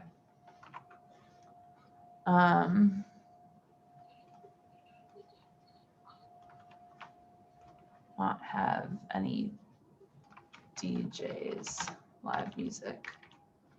Okay. And I added in here this stipulation that I mentioned: ensure that sound from the premises is not audible in any of the surrounding apartments, which will be arranged with a sound engineer. And I add in here, it will ensure that there are no wait lines outside. So no wait lines, no wait lines. Okay, great. And a staff member designated and accountable for crowd management and a designated area for smoking.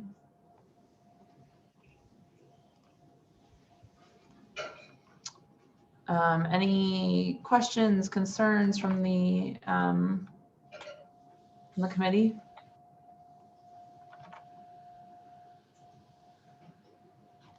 Well, the closing time, I mean, 2 a.m. I did think I heard the applicant, at least Sandra, say that they were amenable to modifying that. Sandra, are you? Right. Well, we, at the beginning of this is an old draft. So we had Yes. said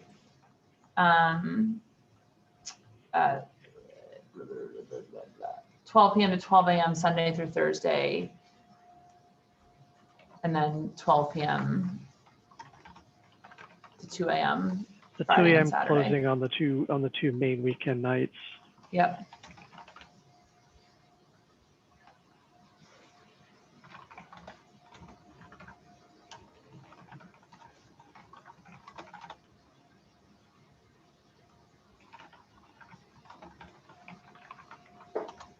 Okay.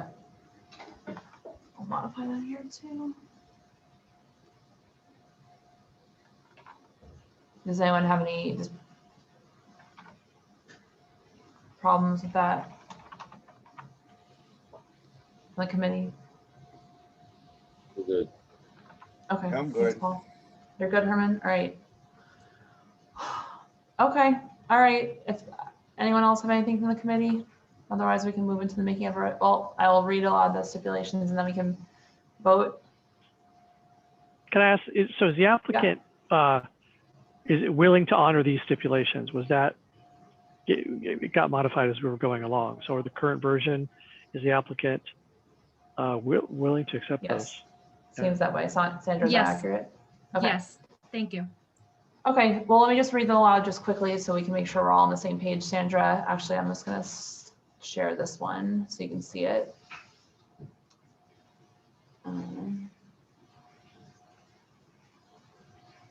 Okay, can you see this, the PDF?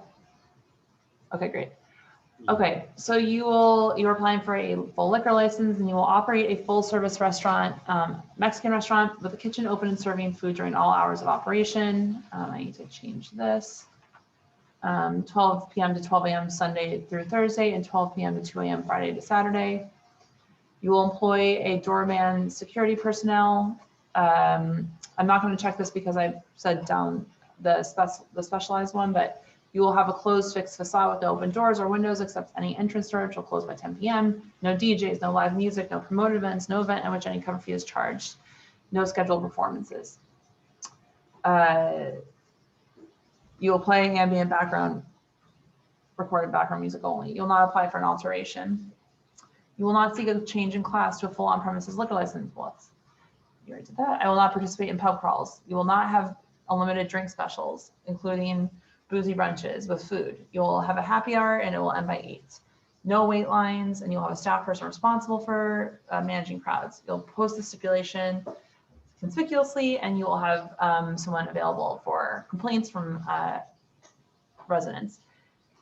Just to be more specific about it, you will have a staff member designated and accountable for crowd management and a designated area for smoking. You will have a courier that will play ambient background music without subwoofers. And you will ensure that sound from the premises is not audible in any of the surrounding apartments, which will be arranged with the sound engineer. Sandra, does that all sound good? Okay, great, fabulous. Jesse, could you do a roll call vote, please? Michelle, Yes. David, Yes. Herman, Yes. Paul, Yes. Jesse, yes.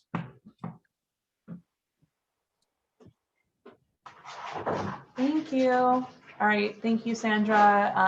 The office will send you this form tomorrow morning for you to sign and return to them. Thank you so much. Appreciate your time, and we appreciate everyone from the community who came out to speak. Thank you so much. All righty. Hold on one second.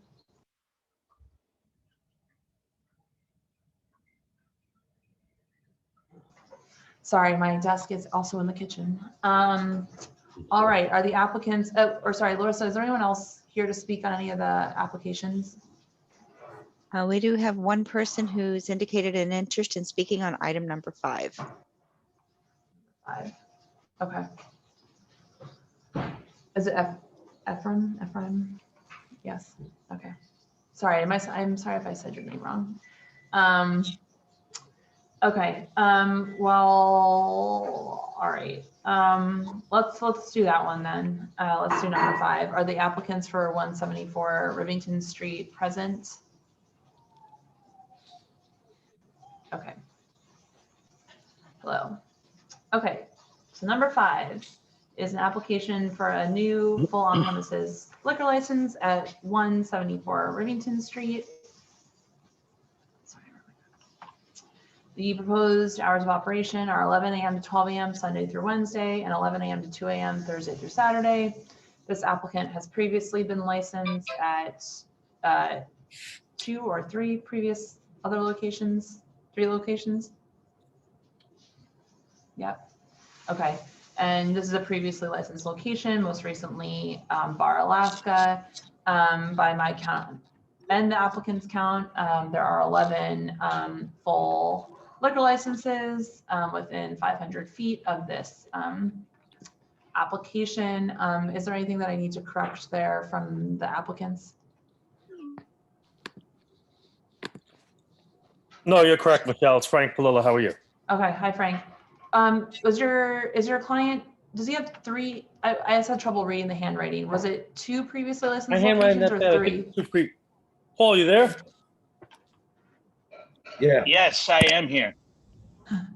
Which Paul? I don't know. Paul. I thought it was me.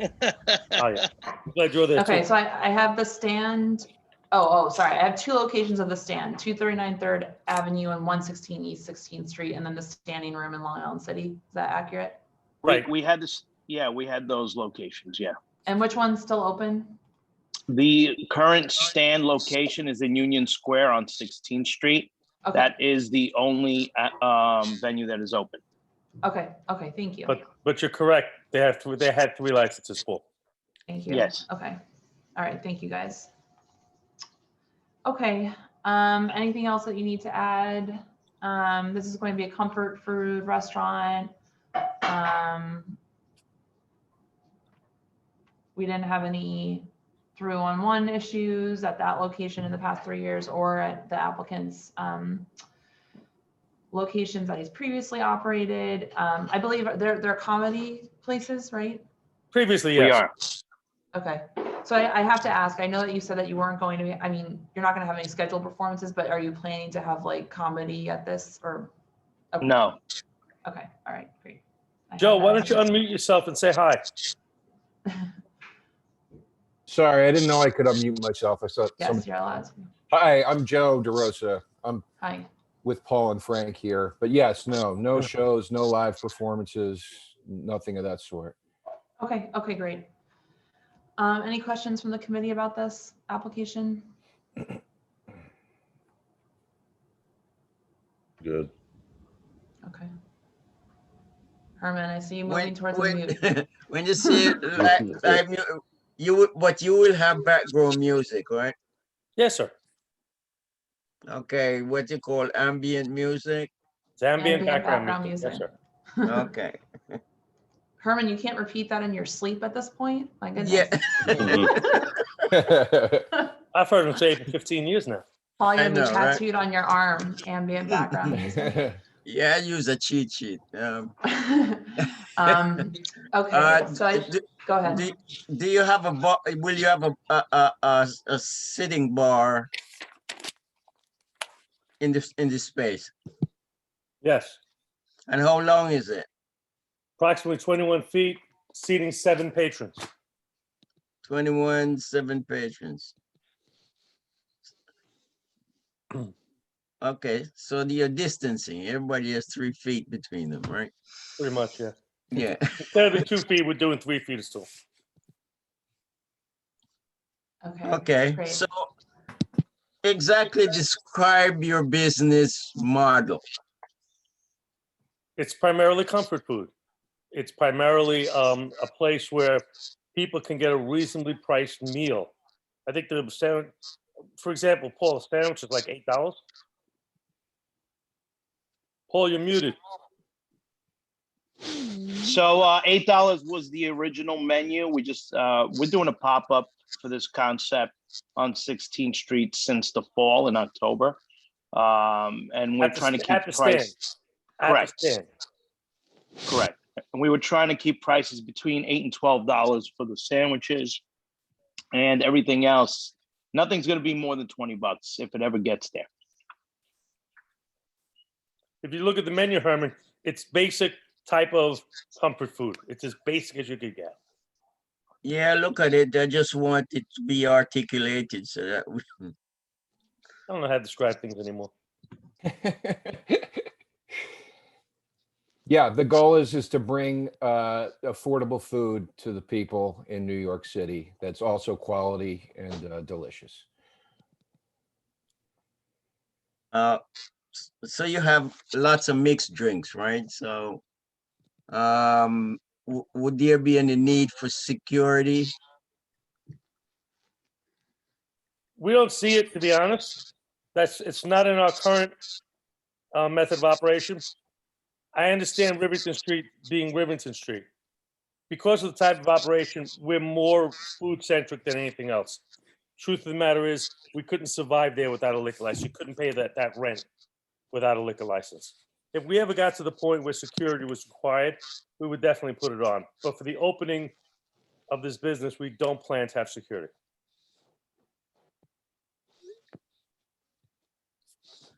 Okay, thank you. All right, I'm going to move on to our member of the community who would like to speak. Ephraim, did I say your name right? Ephraim. Ephraim, I did not read the Bible closely enough. Yeah. Okay. So it would seem. Yeah. All that money my parents spent to waste. Okay, go ahead. Yeah, let's be brief. I was a little bit curious to talk about serving comfort food because there's no kitchen in there and it's a tiny space. I'm just a little curious, I guess pre-made sandwiches or something maybe. And also as far as the 311 calls go, it's been closed mostly for the past 3 years. It hasn't been, bars have come and kind of gone. So I think it has definitely had 311 calls in the past. So I just say the space has a bad history going back over a decade. They stayed open past 4, disregarded tips, loud music. There was even an unauthorized speakeasy strip club for a while. But that said, I'm not necessarily anti-bar or anti-this bar. It sounds like they're kind of on board with the STIP's previous owners. I'd say closed by 1 a.m. on the weekends and no DJs. And just to make it clear that ambient music means it can't be heard in anybody's apartment in the building, because some bar owners have gotten confused about what ambient music really means. That's it. Thanks. Thank you. Okay, that is definitely helpful. Ephraim, I now know. Okay, and I appreciate that point about the ambient music. Okay, so I'm going to add into the resolution then is that this is a location that's previously had operators that disregarded their stipulations. Okay. All right, committee members, any other questions for the applicants, concerns? I'll just say one thing so I used to live for 8 years directly above that place right there. I never really had too much issues, even other than not from the bar necessarily, but from patrons leaving. So I would just, it's an early enough hour. I think what we say it's 2. Is that what our hour is? 2 on the weekends.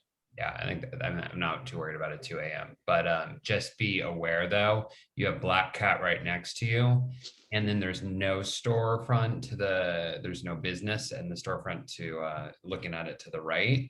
So it's easy to kind of push them aside, and then they're not in front of your business, but they're now still loud in the front. So I would just be aware of it. That was probably the biggest issue that tenants in our building had, was they might, because you have such that little narrow stairway down, and so you can easily keep that clear, but you have the dry cleaning place, which is it's going to be closed, the coffee shop's going to be closed, and there's an empty storefront. So I would just, maybe we can just make a comment about trying to keep, you're not responsible for the whole block, obviously, but it's something for you to keep in mind. Would the applicants commit to one of our stipulations? I will have a staff person responsible for ensuring no loitering, noise, or crowds outside. I think that's in our app, yes. Okay, yeah, well, you had no wait lines, but I'll add the second part to it. Okay.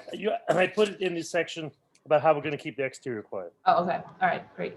I'm all about the check boxes, so if you don't check it, I might not see it. Okay, cool. Anyone else from the committee that have any questions, comments? Okay. This seems relatively straightforward. I'm going to move into the making of a resolution. So let me just share my screen so you can see it.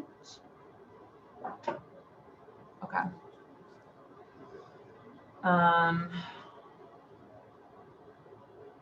So as I said, the hours are 11 a.m. to 12 a.m. weekdays, Thursday, Saturday, 11 a.m. to 2 a.m. I added in that there are no wait lines and a staff member designated and accountable for crowd management. We could say ambient music only, not audible in the surrounding residences. I'll add that to the step sheet.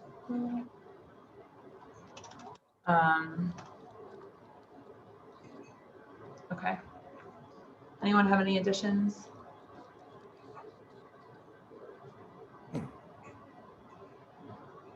Okay. All right. Hearing no oppositions or changes, Jesse, would you mind moving us in? Oh, gosh, I always forget to read the stipulations. Could I get a clarification on something, Go for it, Michelle? Herman. Yeah.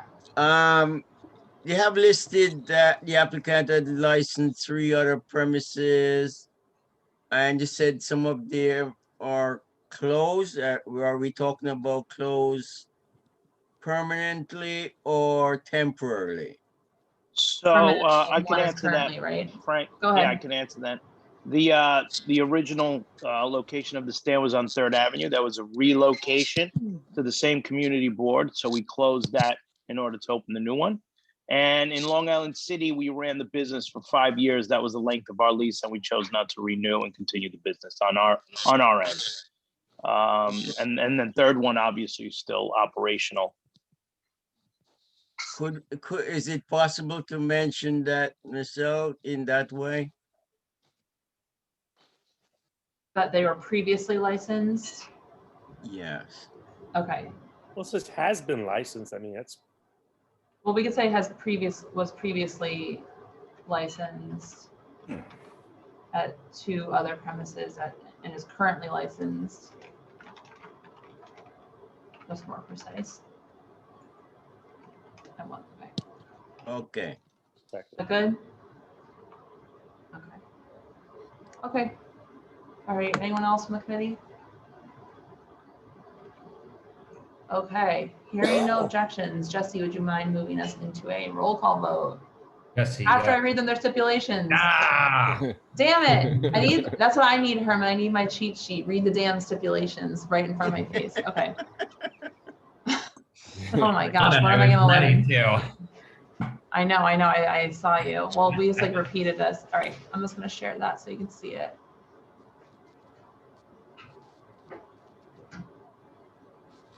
Okay. This is a license for a liquor, wine, beer, and cider. It will be it will operate a, I don't think we should call it a full service restaurant. It will operate a bar with comfort food. With less than full service kitchen, but serving food during all hours of operation. Be open Sunday to Wednesday, 11 a.m. to 12 a.m. and Thursday to Saturday, 11 a.m. to 2 a.m. They'll close any front or rear facade doors and windows at 10 p.m. every night. No DJs, no live music, no promoted events, no event at which a cover fee is charged, no scheduled performances, including comedy. They'll play ambient recorded background music only. They will not apply for an alteration to the method of operation for any physical alterations of any nature without first coming back. No pub crawls or party buses, no unlimited drink specials, including boozy brunches, no happy hour, no wait lines, and they will have a staff person responsible for ensuring no loitering. They'll conspicuously post the stipulation at the business. Residents can contact Paolo at that number on here, and they will play ambient music only, not audible in the surrounding residences. Does that all sound right, applicants, Frank? Yes. Paul? Okay, great. Paul, say yes. Yes.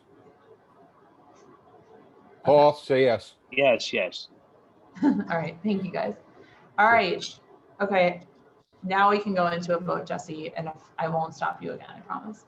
No worries. Jesse, yes. Michelle, Yes. David, Yes.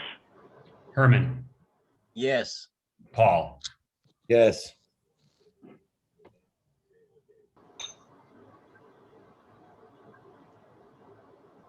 All right, thank you. All right, applicants, you will receive these stipulations emailed to you tomorrow morning from the office, and you can sign and return them. Thank you for your time. Thank you. Great. Thank you all for your Thank you. time as well. Have a good evening. Have a great evening. Thank you, All everybody. right, great, thank you. Okay. We're gonna move on, going somewhat in order now. Number 3, 103 First Avenue, Sydney's 5. Are the applicants here? Ravi Sharma here for applicant, and applicant is here. So you just walk out? By Lee, yes. Okay. Okay, all right, I will just read out some of the basic items now. This is an application for a full on-premises liquor license at 103 First Avenue, Sydney's 5. The hours are 11 a.m. to 2 a.m. Monday through Sunday. My understanding is that the applicant has not previously operated a licensed location, but he managed a cafe and sandwich shop in Midtown for 5 years or more than 5 years. There's a previously licensed location. It was most recently Ugly Kitchen. There are 28 full on-premises liquor licenses within 500 feet of this location per the land map and the applicant. My understanding is that there were issues with the previous, this is an application as well, there were issues with the previous operator hosting live music, but this new applicant will not have live music. And in his application, they said that the building's residents support the application, but I don't believe that we have any signatures to prove that. Is that accurate, Ravi? I don't believe we have signatures, but there are a couple of, I believe we have a couple of people to testify or speak on behalf of. Okay. Fabulous. Anything I missed? Anything that's incorrect that I said? Nope. Okay, great. Committee members, do you have any questions?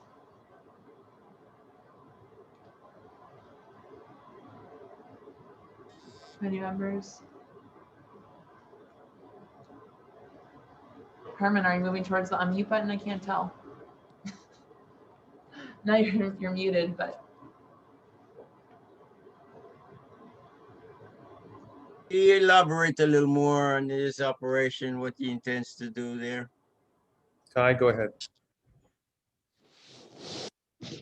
And you don't need to give us a whole rundown of your resume. You can keep it brief. Thank you. Sure. Hi, how are you? We're planning to operate a seafood focus on gastropub kind of place. Obviously, we want to be absolutely neighborhood friendly, and the reason we want this liquor license a little later so we can also cater to the industry crowd that they get out of work a little late, so we can still serve them a little beer. But yeah, absolutely, we want to be neighborhood and local friendly, but seafood focused. Yeah, but your food service and your liquor, I mean, how does that go together? I'm asking that because, this is an unlicensed space. No, it's No, it's- licensed. License. It's licensed. License? Yes, Yeah. yeah. Okay. Same thing. Go ahead. Give me a little more so I could know. Okay, so I'm coming to your business. What services you going to provide for me? Well, there's a menu that we provided that's very in-depth in the resume. And the menu indicates the full panoply of food that they're going to be serving. This is an existing location. There's nothing brand new, except that this location is not going to be having live music. But go ahead, Kai. Yeah, like just Robbie just said, we're not gonna have loud noises, but obviously if Herman, if you come into my bar, I will absolutely offer you a seat right away. And we're gonna have it's gonna be a martini bar we focus on, just because of the salinity of the oysters that were on the raw bar that we serve. We wanted to match well with a little martini, and we don't plan to onto like too late of a night, so it's gonna predominantly on the food side, which our chef is gonna be put on an amazing menu. Next to McDonald's, right? Yeah, we're right across the street from McDonald's. Across the street from McDonald's. Okay. Okay. Thanks, Herman. Anyone else from the committee have any questions? How open is it going to be to the street? I mean, I know it's on an avenue, but it's very open right now. I live nearby.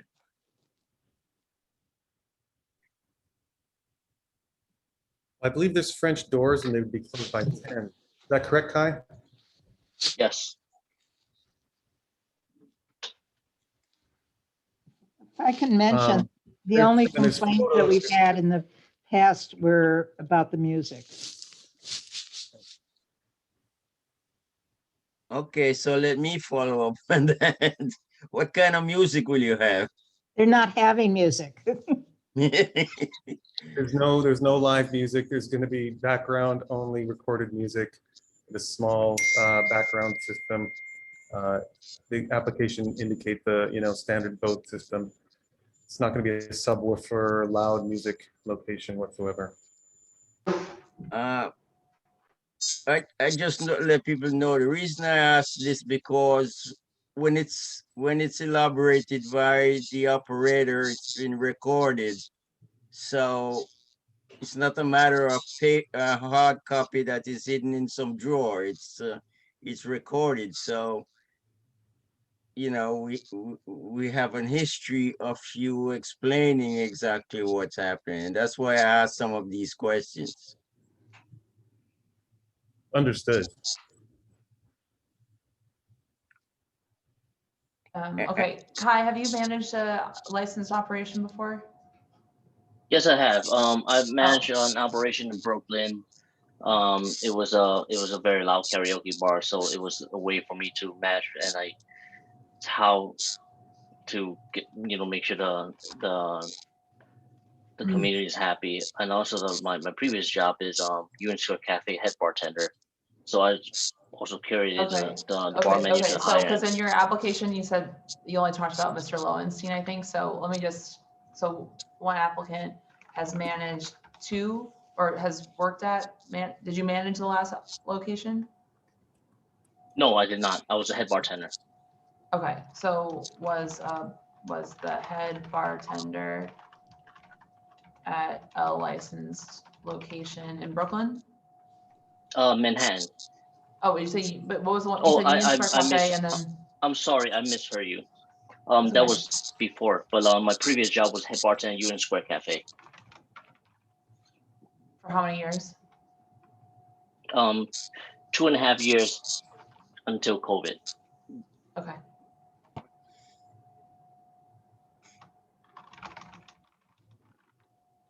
Okay. Okay.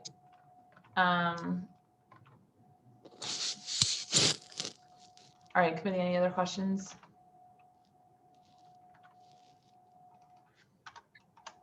Okay. All right, are there any members of the community who are here to speak? Please put your hand up on Zoom now. I see one. Larissa, you want to do the clock, please? Sure, put that up right now. Thank you. Thank you. Jennifer, you can go ahead whenever she starts, just as soon as she starts the clock. Okay, Jennifer, if you can unmute, go right ahead. Hey there, you got me? Yes, go ahead. Sure. Good. So I have been coming and going from this building, which is the exact building of the location. It's not next to it. We are exactly the same building, the previous Ugly Kitchen. And I had a lovely conversation with Kai, and I shared the building's grievances that we had for so many years with the previous tenant. And I feel very good about the new ideas that Kai has. I think our largest complaint was, the previous tenant didn't use best practices. I'm a professional chef as well. I'm actually a professional baker, so I know what a good kitchen looks like. And they didn't use best practices. Their rats were our rats, their cockroaches were our cockroaches, etc. But mostly their noise was our noise, and it was unbearable. It was nightmarish, actually. The live music, they came in saying they were a restaurant, and then did the switcho changeo, turned into a very, very late night, 5 o'clock in the morning. And I had to be at the bakery at 6, so that didn't work out at all. There are only 4 units in this building. I think all of the tenants are on the same page. I think there might be another couple of tenants that would like to speak as well. But provided that they are in fact a restaurant and not a loud music place, I feel great about them coming in, actually feel pretty excited. Fabulous. Thank you, Jennifer. I don't see anyone else with their hands up. If you're here to speak on this item, 103 First Avenue, please put your hand up, or else you will lose your chance to speak. I don't know, Jennifer, is there anyone, do you recognize any names on the participants list of other residents? Is Tyler here? Tyler, are you still here? I see a Tyler, but hey there guys, sorry, couldn't get off mute there. How y'all doing? You're good. Thank you, Jennifer. Tyler, go ahead. Yeah, sure. I'll keep it pretty short since we're staying late. I'm excited to have these guys here. It'll be nice to have this space filled by good people and a good restaurant. I live right above them. We don't have to worry too terribly much about outside noise. It seems like they're going to do their best to keep things orderly. And I know that it's not always a perfect scenario for everyone, but to know that there's going to be good people in there with a plan and experience is enough for me. And I'm happy to have them in the neighborhood. Okay, thank you, Tyler. Appreciate your time. Okay, I'm not seeing any other hands up. So I'll note in the resolution that 2 residents spoke in favor, 2 building residents spoke in favor. Does the committee have any other questions for the applicants?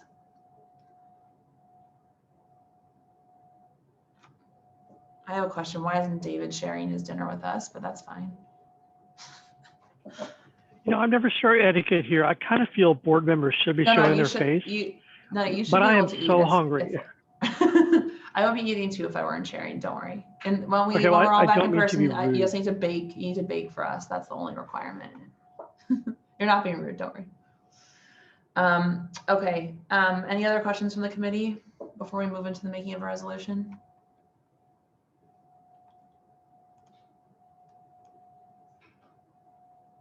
Okay. All right, I'm going to move into the making of the resolution. Let me share my screen so we can all see it. Okay. So as I noted, I put in here that the applicant indicated that there are issues with the previous operator hosting live music events and disturbing residential tenants in the present premises, with the building informed the tenants, I'll just say tenants here for shorthand, that there would no longer be live music, and 2 spoke at the meeting in support of the application. Just to reiterate, this is 11 a.m. to 2 a.m. all days. No wait lines outside. No live music. Anyone from the committee have any additions, changes?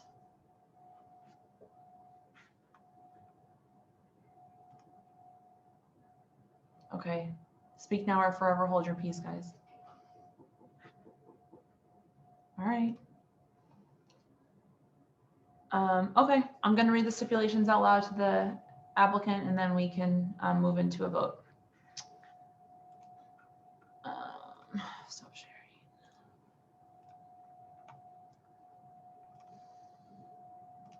Okay. All righty.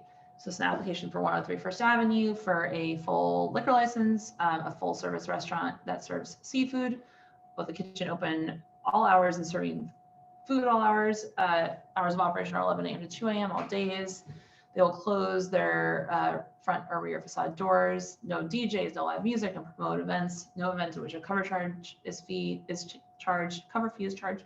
No scheduled performances. Only ambient recorded background music. No alterations before coming back. No pub crawls, no party buses, no boozy brunches with food or any other drink specials. Happy hour ends by 6. No wait lines. They'll conspicuously post a stipulation, and residents may contact Kai at that number if they have any issues. Does that all sound good, Ravi? Sounds good. Okay, great. Okay. All right, Jesse, can we move into a vote, please? Yes. Paul, Yes. Herman, Yes. David, Yes. Jesse, yes. Michelle, Yes. Okay, thank you very much, Jesse. All right, thank you guys for coming out tonight. Thank you for the residents who came as well. Tomorrow morning, you will receive the stipulations form from the office that you can sign and return to them in a timely fashion, please. Great, thanks very much. Thanks, guys. Have a great night. Bye. All righty, last but not least, the long 9:49. pour. What? Oh, Grand Bar. Yeah, yeah. So this is 155 Second Avenue, the long pour. Are the applicants present? Yes, you've got Mike Palutis for the applicant. I'm joined by David Harris and Chris Nestat. Okay, great. Hello, welcome. Thank you. Sorry for making you wait till last. Quite over. We appreciate your patience. Okay.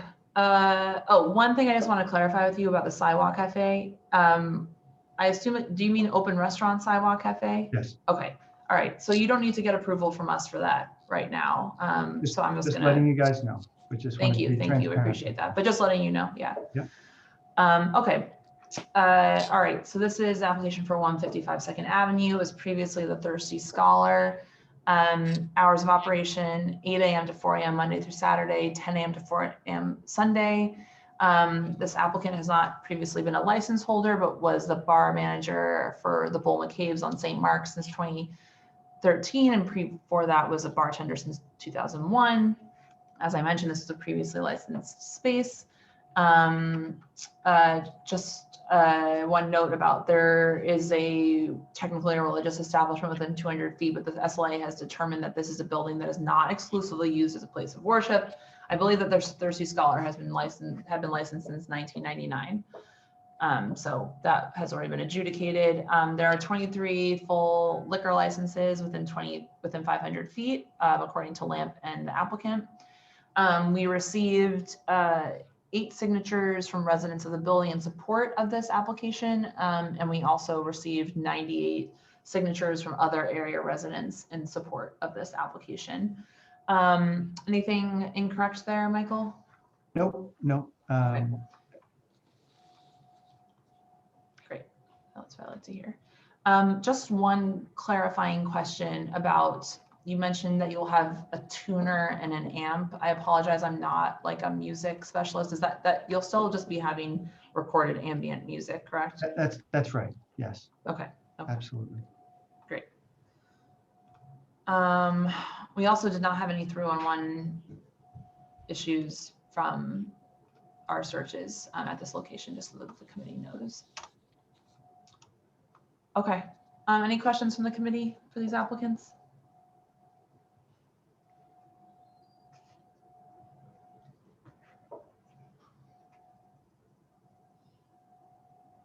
Could I ask the same question to elaborate on the on your business methods?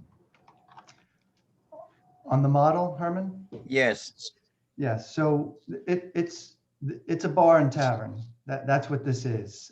It has been since, I think, 1990, and that's what these gentlemen intend to continue doing. I'm not, we're not here telling you it's going to be a restaurant, because it is not. It's going to be a bar and tavern. They do have a food menu. It's perhaps more elaborate than some bar taverns, but this is going to be a pub. David Harris has been bartending at Bull McCabe's for some time, and he's a Scottish bartender. He's a publican, and that's what they're intending to do. It's not intended to be a loud place, and in fact, when I spoke with Chris Nastasi about this a few days ago, I said, well, who are you guys going to be targeting in terms of customers? And he said, anybody who hates a loud bar.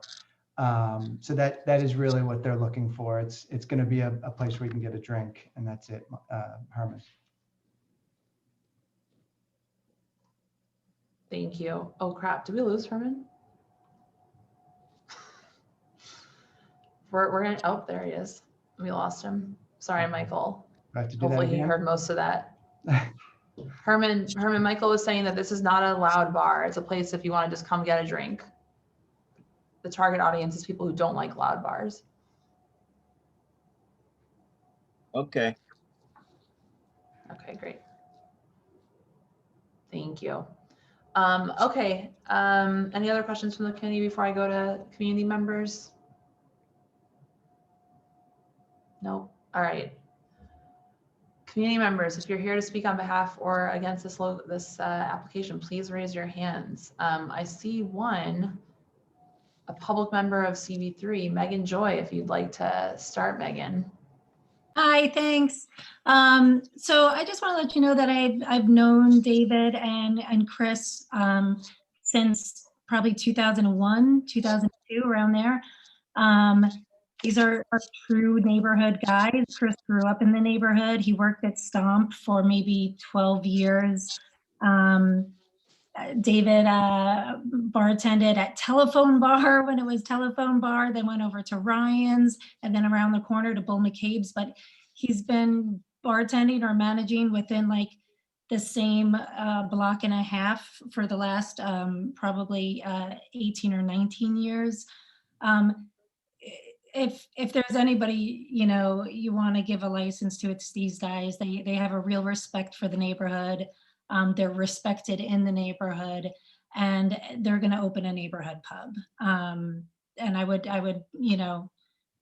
believe everything that they say, because and they're experienced. I mean, David's been doing this for the last 19 years at least. So that's all I got. Thanks for listening. Thanks, Megan. Anyone else here to speak in support, or just want to say they're here to support? You don't need to be long-winded. Also, my camera is unfocused. All right, great. We have nothing else on the committee. I'll move this into the making of a resolution if we're not opposed to that. Okay.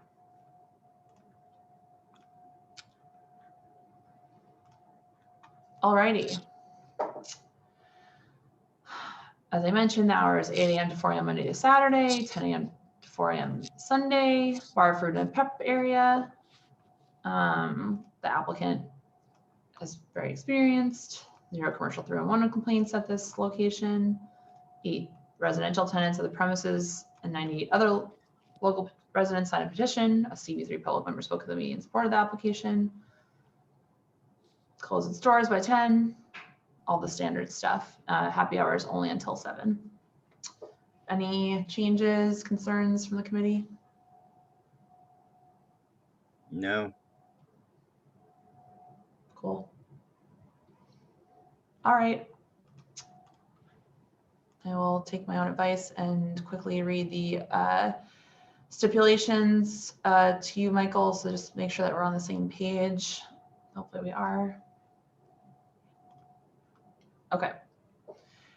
It's an application for 155 Second Avenue, full on-premises liquor license that will operate as a bar with a less than full service kitchen, but serving food during all hours of operation. Monday to Saturday, 8 a.m. to 4 a.m., Sunday, 10 a.m. to 4 a.m. employ a doorman as necessary on busy nights. Soundproofing already installed. They'll close all doors at 10 p.m. No DJs, no live music, no promote events, no event with a cover fee, no scheduled performances. And you will not have more than 8 TVs. You'll play ambient recorded background music only. You will not apply for an alteration before coming back. No change of class before coming back. No pub crawls or party buses. No unlimited drink specials with food. Happy hours will end by 7. You'll have a staff person responsible for ensuring no loitering. Conspicuously post the stipulation by your business, and the below gentleman will be available for any complaints. Does that sound right, Michael? That sounds very good. Thank you kindly. Okay, fabulous. Thank you. All righty, committee, we ready for a vote? Yes. Count this, David, as the closing vote for the meeting. Why not? Great. I suspect it's fine if it's a fast one. Okay, all right. I've always thought we should, yeah. Go, Jesse, go. Paul. Yes. Herman. Yes, present.